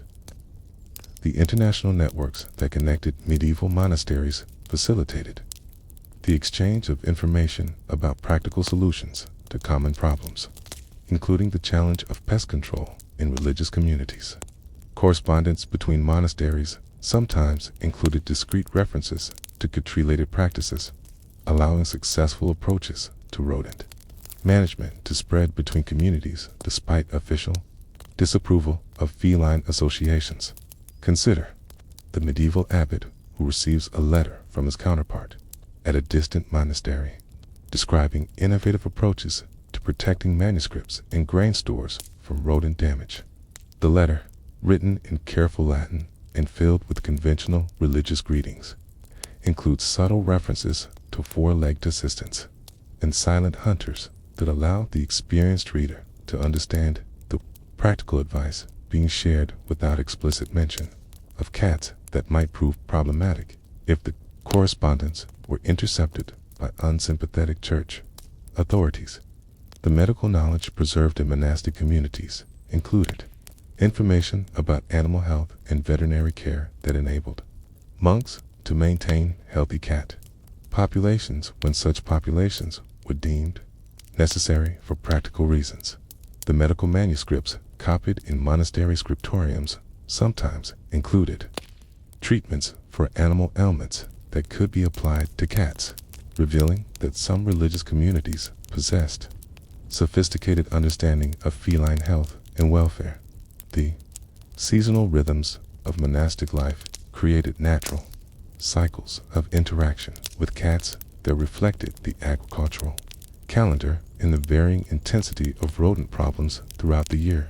During harvest seasons, when grain stores were most vulnerable to pest damage, cat presence became particularly important, while during winter months, when rodent activity decreased, cats might be less conspicuous. In monastery life, the geographical isolation of many medieval monasteries created environments where practical decisions about cat tolerance could be made without immediate oversight from church authorities, allowing individual communities to develop their own approaches to balancing theological purity with survival necessities. Remote monasteries were often forced to become largely self-sufficient, making pragmatic choices about resource management that urban religious institutions might not have needed to consider. Imagine yourself visiting a medieval monastery located in a remote mountain valley, where the nearest church authority might be several days' journey away, and where the monastic community must rely primarily on their own resources and judgment to address the challenges of daily survival. In such isolated settings, the theoretical concerns about cat associations that might occupy theologians and urban centers become secondary to the immediate practical needs of protecting food stores and manuscripts from rodent damage. The tradition of monastic hospitality created situations where travelers might observe cat presence in religious communities, potentially creating security concerns for monasteries that maintained covert policies of cat tolerance. The need to balance hospitality obligations with discretion about controversial practices required careful management of visitor interactions and strategic presentation of monastery operations. Preservation of pre-Christian knowledge in medieval monasteries sometimes included information about traditional relationships between humans and cats that predated the development of anti-feline theological doctrine. Monks who encountered such materials in the texts they copied or studied were exposed to alternative frameworks for understanding cat nature and human-cat relationships that complicated. Contemporary religious teaching, the educational role of medieval monasteries as centers of learning and knowledge preservation created opportunities for scholarly investigation of animal behavior that could challenge popular superstitions and religious prejudices. Monks who combined careful observation with classical learning sometimes developed more nuanced understandings of cat behavior that differed significantly from the demonic interpretations promoted by official church doctrine. The economic activities conducted by many medieval monasteries, including agriculture, manuscript production, and craft manufacture, created practical incentives for maintaining effective pest control that could override theoretical concerns about the spiritual implications of cat association. Monasteries that depended on their economic productivity for survival often found pragmatic solutions to rodent problems regardless of official church policy. Consider the medieval monastery that has developed a reputation for producing exceptionally high-quality illuminated manuscripts, work that requires months or years of careful craftsmanship and represents significant economic value as well as spiritual significance. The monks who create these masterpieces understand that their work is vulnerable to destruction from rodent damage, making effective pest control not merely a practical convenience, but an economic and spiritual necessity that justifies whatever measures prove necessary to protect their sacred mission.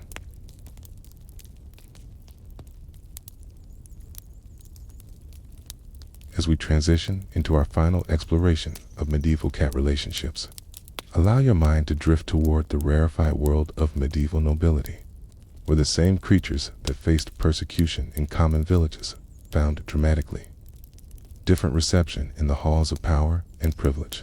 The medieval aristocracy, insulated by wealth and status from many of the theological concerns that shaped popular attitudes toward cats, developed their own complex relationships with felines that reflected the unique conditions of elite life and the different practical and symbolic needs of the ruling classes. Picture yourself entering the great hall of a medieval castle, where tapestries depicting hunting scenes and heraldic symbols adorn stone walls that rise toward vaulted ceilings, lost in shadow above. The space thrums with the controlled activity of a noble household, servants moving purposefully between their duties, courtiers engaged in a delicate dance of political intrigue, and musicians providing gentle entertainment during the evening meal. In this world of wealth and privilege, cats move through spaces that common people could barely imagine, their presence shaped by entirely different sets of expectations and constraints than those that governed feline life in peasant cottages or merchant workshops.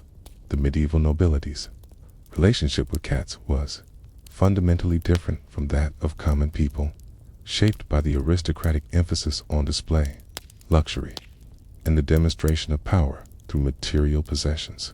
While peasants and merchants valued cats primarily for their practical utility as pest controllers, nobles often regarded felines as living ornaments that enhanced the aesthetic appeal of their domestic environments and served as symbols of refinement and sophistication that distinguished aristocratic households from those of lower social orders. The economic resources available to medieval nobles enabled them to maintain cats for purposes beyond mere pest control, creating opportunities for relationships based on affection, entertainment, and symbolic significance rather than purely practical considerations. Wealthy households could afford to feed cats regardless of their hunting productivity, provide medical care when animals became ill or injured, and accommodate feline preferences and behaviors that might have been intolerable in economically marginal communities where every resource had to serve immediate survival needs. Imagine yourself observing the private chambers of a medieval noblewoman, where luxury textiles, precious metals, exotic objects create an environment of almost otherworldly opulence compared to the stark functionality of common dwellings.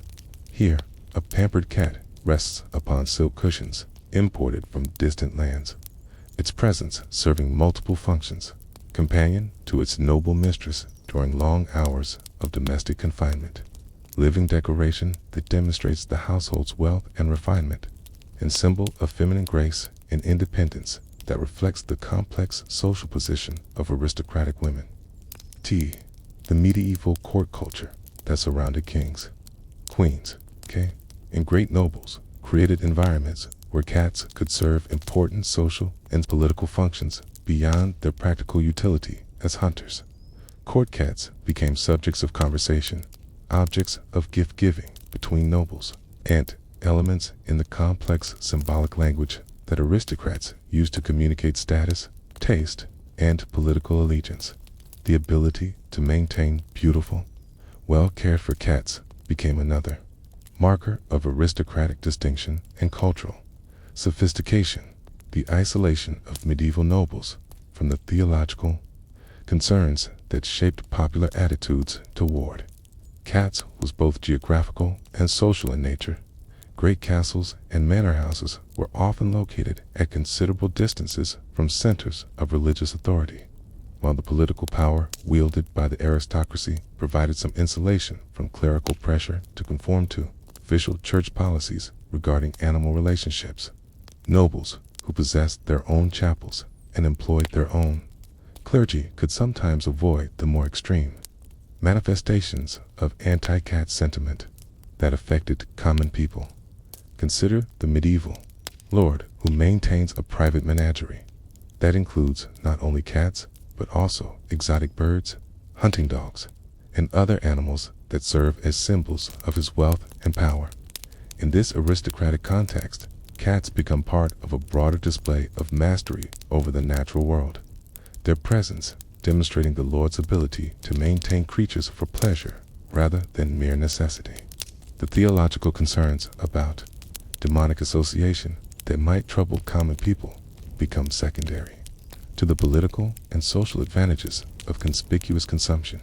The medieval tradition of courtly literature and poetry sometimes featured cats in ways that reflected aristocratic attitudes toward these animals, portraying them as symbols of grace, independence, and mysterious wisdom rather than demonic threats.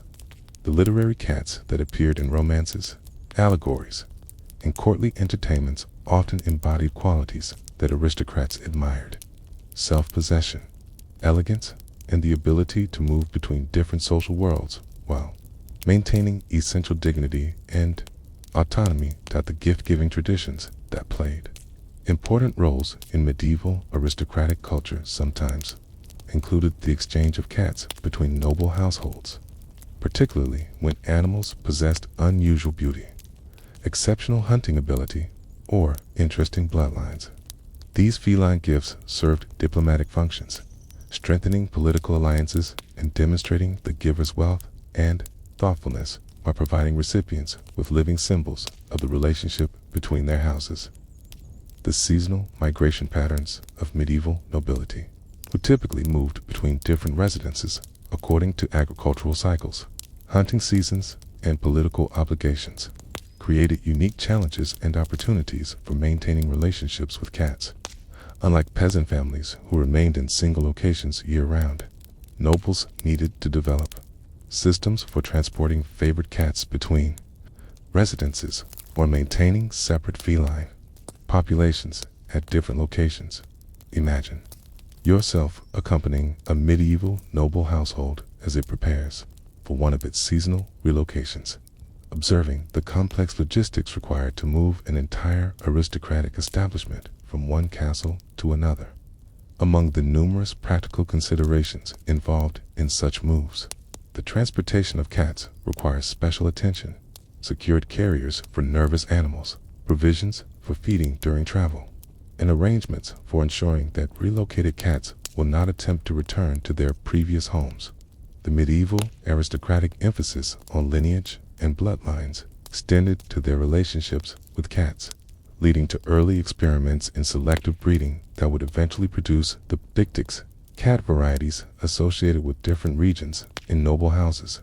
Unlike common people who typically accepted whatever cats appeared in their vicinity, wealthy nobles could afford to seek out animals with specific characteristics and maintain breeding programs designed to perpetuate desired traits.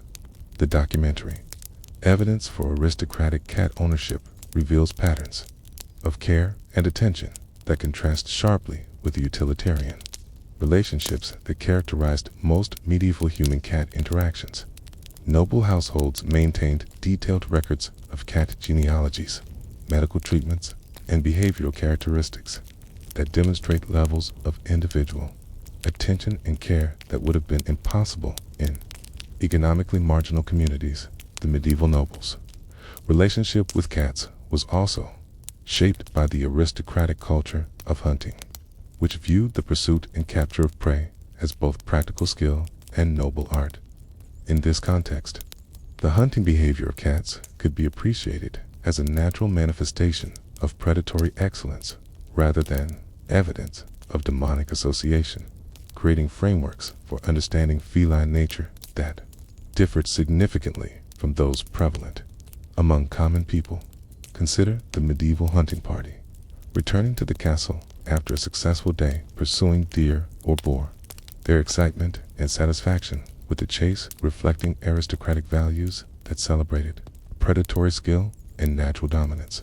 In this cultural context, the hunting prowess of cats becomes a source of admiration rather than suspicion, their predatory abilities marking them as kindred spirits rather than supernatural threats.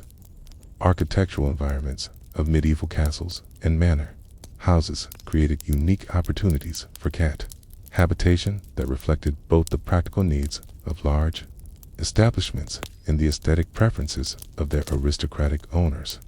Great halls, private chambers, libraries, and workshops provided diverse spaces where cats could find comfortable niches while serving useful functions as pest controllers and live-in decorations. Medical knowledge available to medieval nobility sometimes included veterinary information that enabled more sophisticated care of cats than was possible in common households. Noble families who employed physicians maintained libraries and had access to classical texts on animal husbandry could provide their cats with medical attention that reflected contemporary understanding of animal health and welfare. The political implications of cat ownership for medieval nobles were complex and varied according to regional attitudes, political circumstances, and individual relationships with religious authorities. While some nobles might face criticism for maintaining cats during periods of intense anti-feline sentiment, their political power and social status often provided protection from the more extreme consequences that common people might face for similar associations. Imagine yourself attending a medieval court ceremony where the complex protocols of aristocratic interaction unfold with practiced precision, each gesture and word carrying political significance that extends far beyond its apparent meaning. In this sophisticated environment, even the presence of a cat sleeping peacefully in a sunny corner becomes part of the broader symbolic language of power, wealth, and cultural refinement that defines aristocratic identity and social position. As our exploration continues to unfold, allow your consciousness to drift from the rarefied atmosphere of noble courts into the bustling, practical world of medieval commerce, where cats occupied a unique position in the careful calculations of profit and loss that governed merchant life. The medieval merchant class, positioned between the aristocratic elite and the common peasantry, developed relationships with cats that reflected their distinctive social and economic circumstances, creating patterns of human-feline interaction that were shaped by commercial considerations, urban living conditions, and the complex social pressures of their emerging middle-class identity. Picture yourself walking through the narrow streets of a thriving medieval market town, where the sounds of commerce create a constant background symphony of human activity.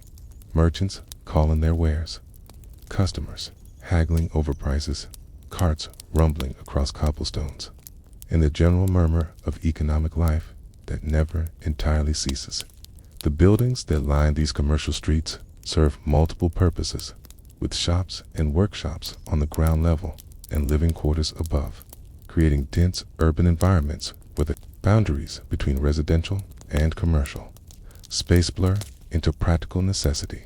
The medieval merchant's relationship with cats was fundamentally governed by economic considerations, but these calculations were far more complex than the simple cost-benefit analysis that might characterize modern business decisions.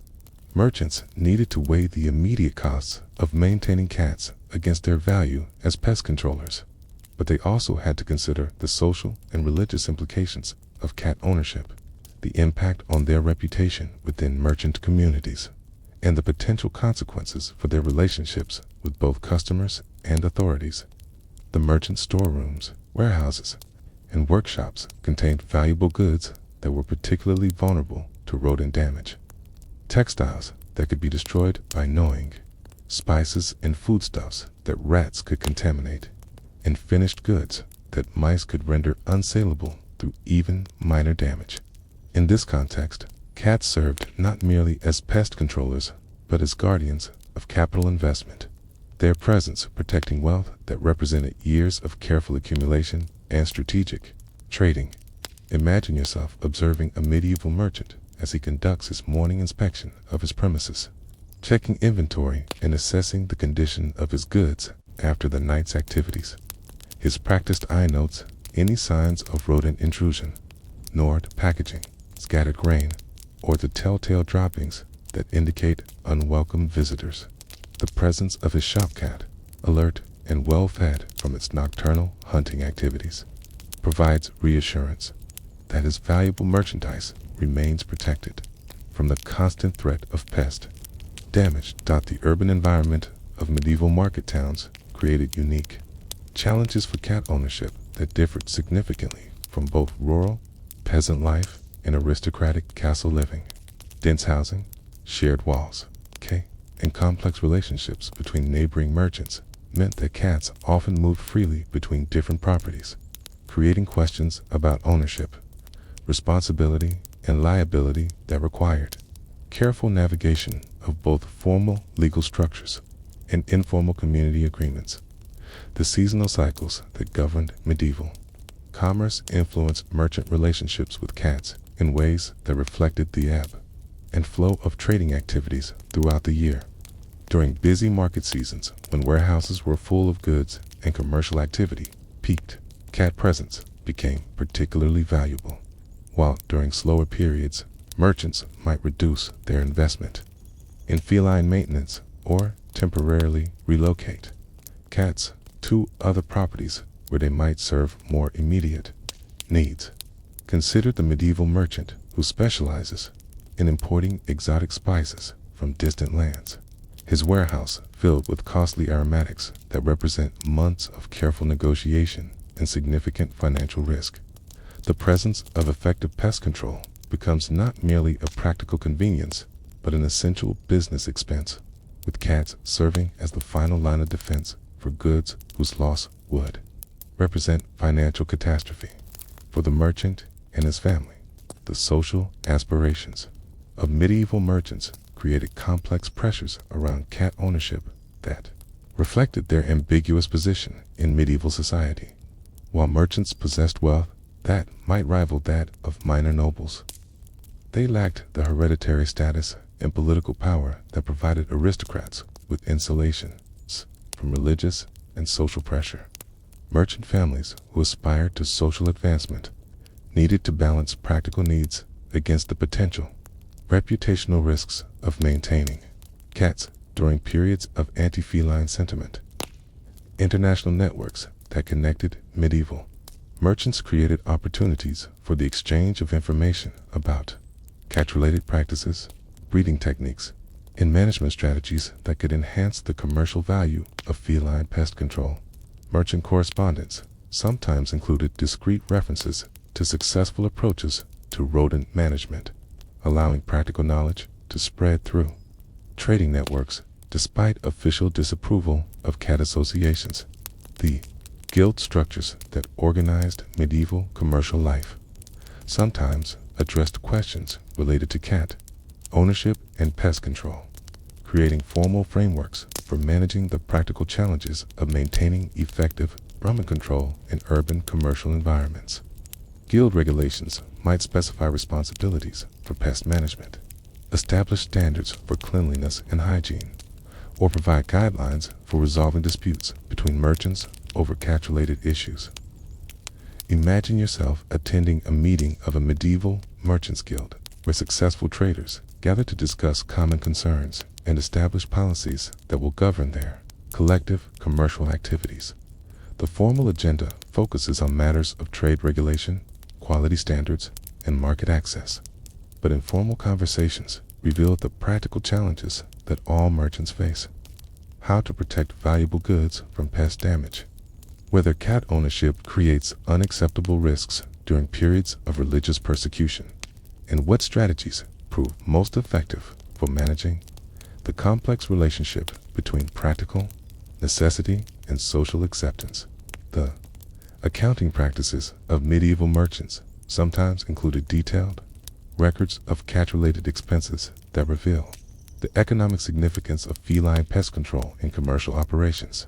These financial documents provide insight into the costs of maintaining working cats, the value merchants placed on effective pest management, and the ways in which cat ownership was integrated into broader patterns of business investment and resource allocation. The family structures of merchant households created unique dynamics around cat ownership that differed from both peasant families focused primarily on survival and aristocratic families concerned mainly with display and entertainment.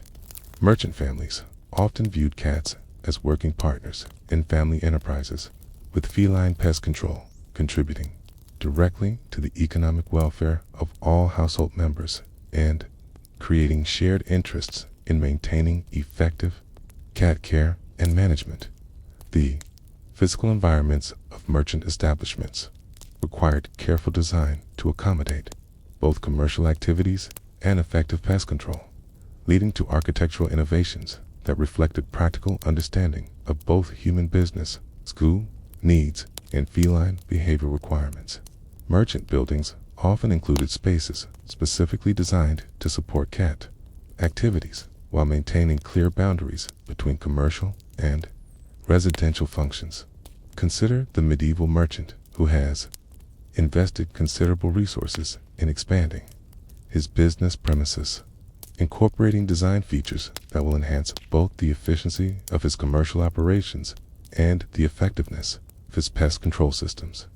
His building plans include discrete passages that will allow cats to move freely through storage areas while remaining largely invisible to customers, elevated platforms where cats can rest and observe their territory, and secure feeding areas that will encourage feline residents without interfering with business activities. The competitive pressures of medieval commerce created incentives for merchants to develop superior pest control systems that would provide commercial advantages over rivals who suffered greater losses to rodent damage.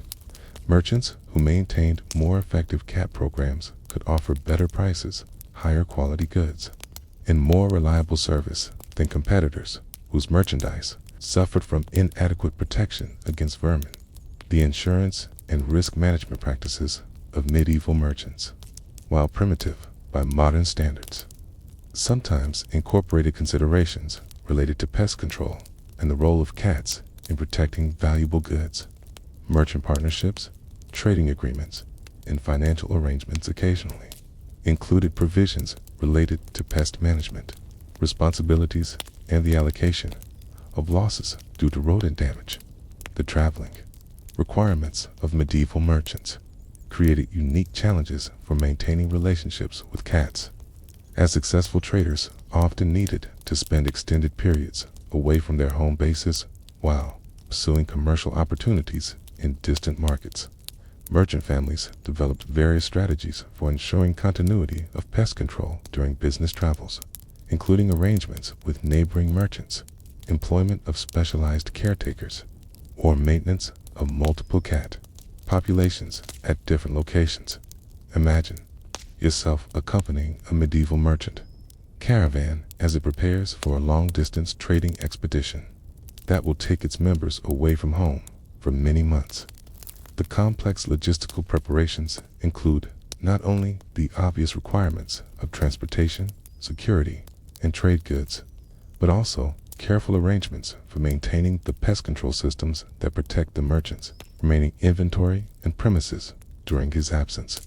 The cats that guard his warehouses cannot travel with the caravan.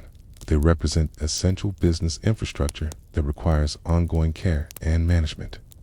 As we bring our gentle exploration toward its conclusion, allow your mind to settle into the most poignant and tragic aspect of medieval cat relationships: the impossible situation faced by common peasants who found themselves caught between practical necessity and religious terror, between the immediate needs of survival and the eternal concerns of salvation. The medieval peasant's relationship with cats embodied all the contradictions and cruelties of an age where theological doctrine often conflicted with practical wisdom, where survival sometimes required choices that threatened the very soul. Picture yourself standing in the doorway of a humble peasant cottage as the evening light fades across the surrounding fields, the day's labor finally complete, and the family gathering for their simple meal.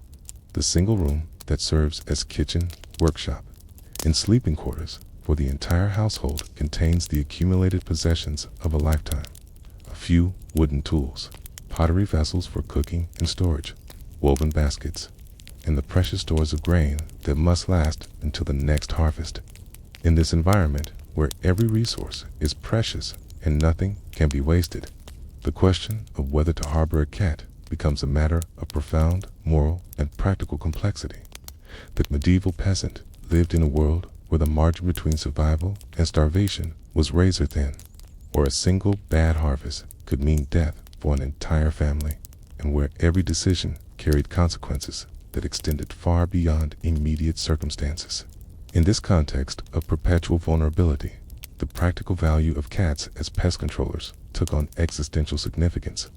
The grain that rats destroyed could mean the difference between a family's survival through winter or their slow death from hunger in the coldest months. The theological pressure that surrounded cat ownership during periods of intense persecution created impossible moral dilemmas for peasant families who understood firsthand the practical value of feline pest control. When local authorities demanded the surrender of household cats for destruction, peasant families faced choices that pitted immediate survival needs against religious obedience, practical wisdom against spiritual safety, and family welfare against community conformity.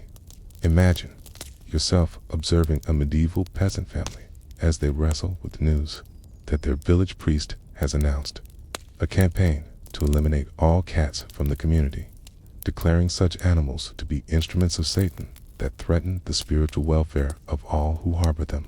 The family's small tabby cat, nursing a litter of kittens in a corner of the cottage, represents both their most effective defense against rodent pests and a potential source of accusations that could destroy their standing in the community and threaten their very lives. The social dynamics of medieval peasant communities created additional pressures around cat ownership that wealthy merchants and nobles could often avoid through their economic and political resources.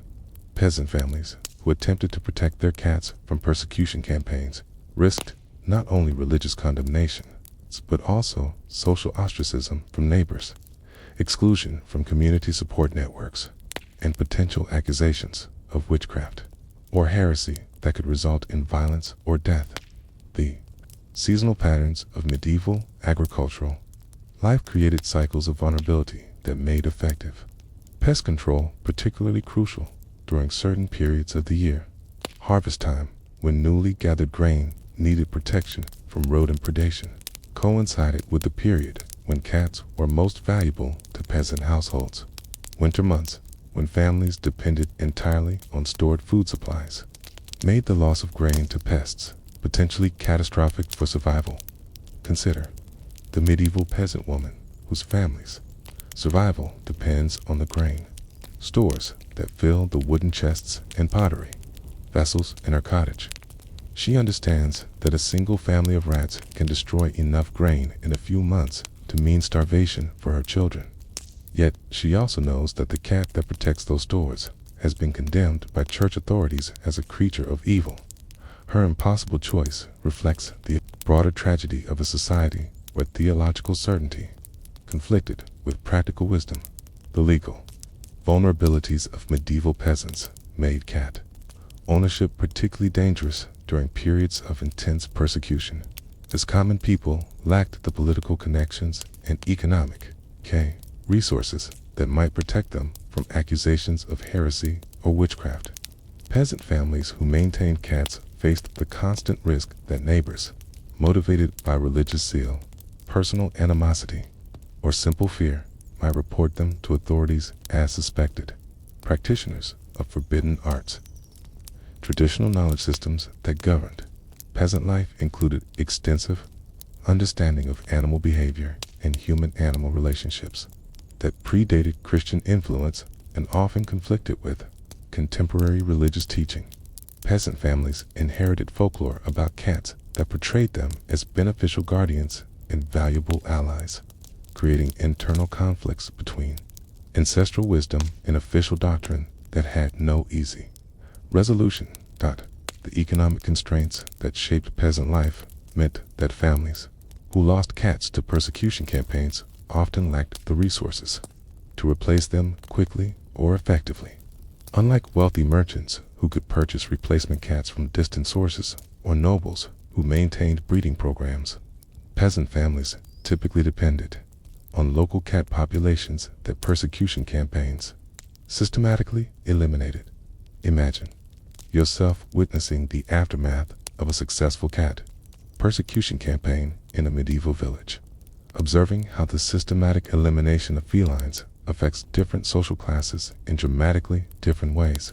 The Lord's Manor House, protected by walls and guards, maintains its pampered pets regardless of official policy, while merchant families quietly obtain replacement cats through their trading networks. The peasant families, however, face the devastating consequences of unchecked rodent populations with no effective means of addressing the crisis. The psychological impact of cat persecution on medieval peasant communities extended far beyond the immediate practical consequences of reduced pest control. Families who had formed emotional bonds with feline companions faced the trauma of witnessing their destruction, while communities that participated in persecution campaigns experienced the psychological effects of systematic violence against creatures they had previously valued and protected. The resistance strategies employed by peasant families who attempted to protect cats from persecution were necessarily covert and limited by their vulnerable social position. Hidden cats, secret feeding, and informal networks of protection required careful coordination and significant personal risk, with discovery potentially resulting in accusations of heresy that could destroy entire families. The intergenerational transmission of knowledge about cats within peasant families created conflicts between older generations who remembered the practical value of feline companions and younger generations who had been taught to fear and avoid cat associations. Grandparents who had relied on cats throughout their lives struggled to explain to grandchildren why creatures they had always considered beneficial allies were now condemned as agents of evil. Considered the medieval peasant grandmother who remembers decades of successful partnership with household cats, watching helplessly as her family is forced to surrender their feline guardian to persecution campaigns that seem to defy all practical wisdom and accumulated experience. Her knowledge of cat behavior, care, and management represents generations of inherited wisdom that official doctrine now condemns as dangerous superstition. The gender dynamics of medieval peasant society influence cat relationships in complex ways, as women often bore primary responsibility for household management and pest control, while also facing particular vulnerability to accusations of witchcraft associated with cat ownership. Peasant women who maintained cats walked a dangerous line between practical necessity and potential charges of supernatural association. The children of medieval peasant families often developed strong emotional bonds with household cats that made persecution campaigns particularly traumatic, as young people who had grown up with feline companions were forced to witness their detection or surrender creatures they considered family members. The psychological impact of these experiences shaped attitudes toward authority and religious doctrine that could persist throughout their lives.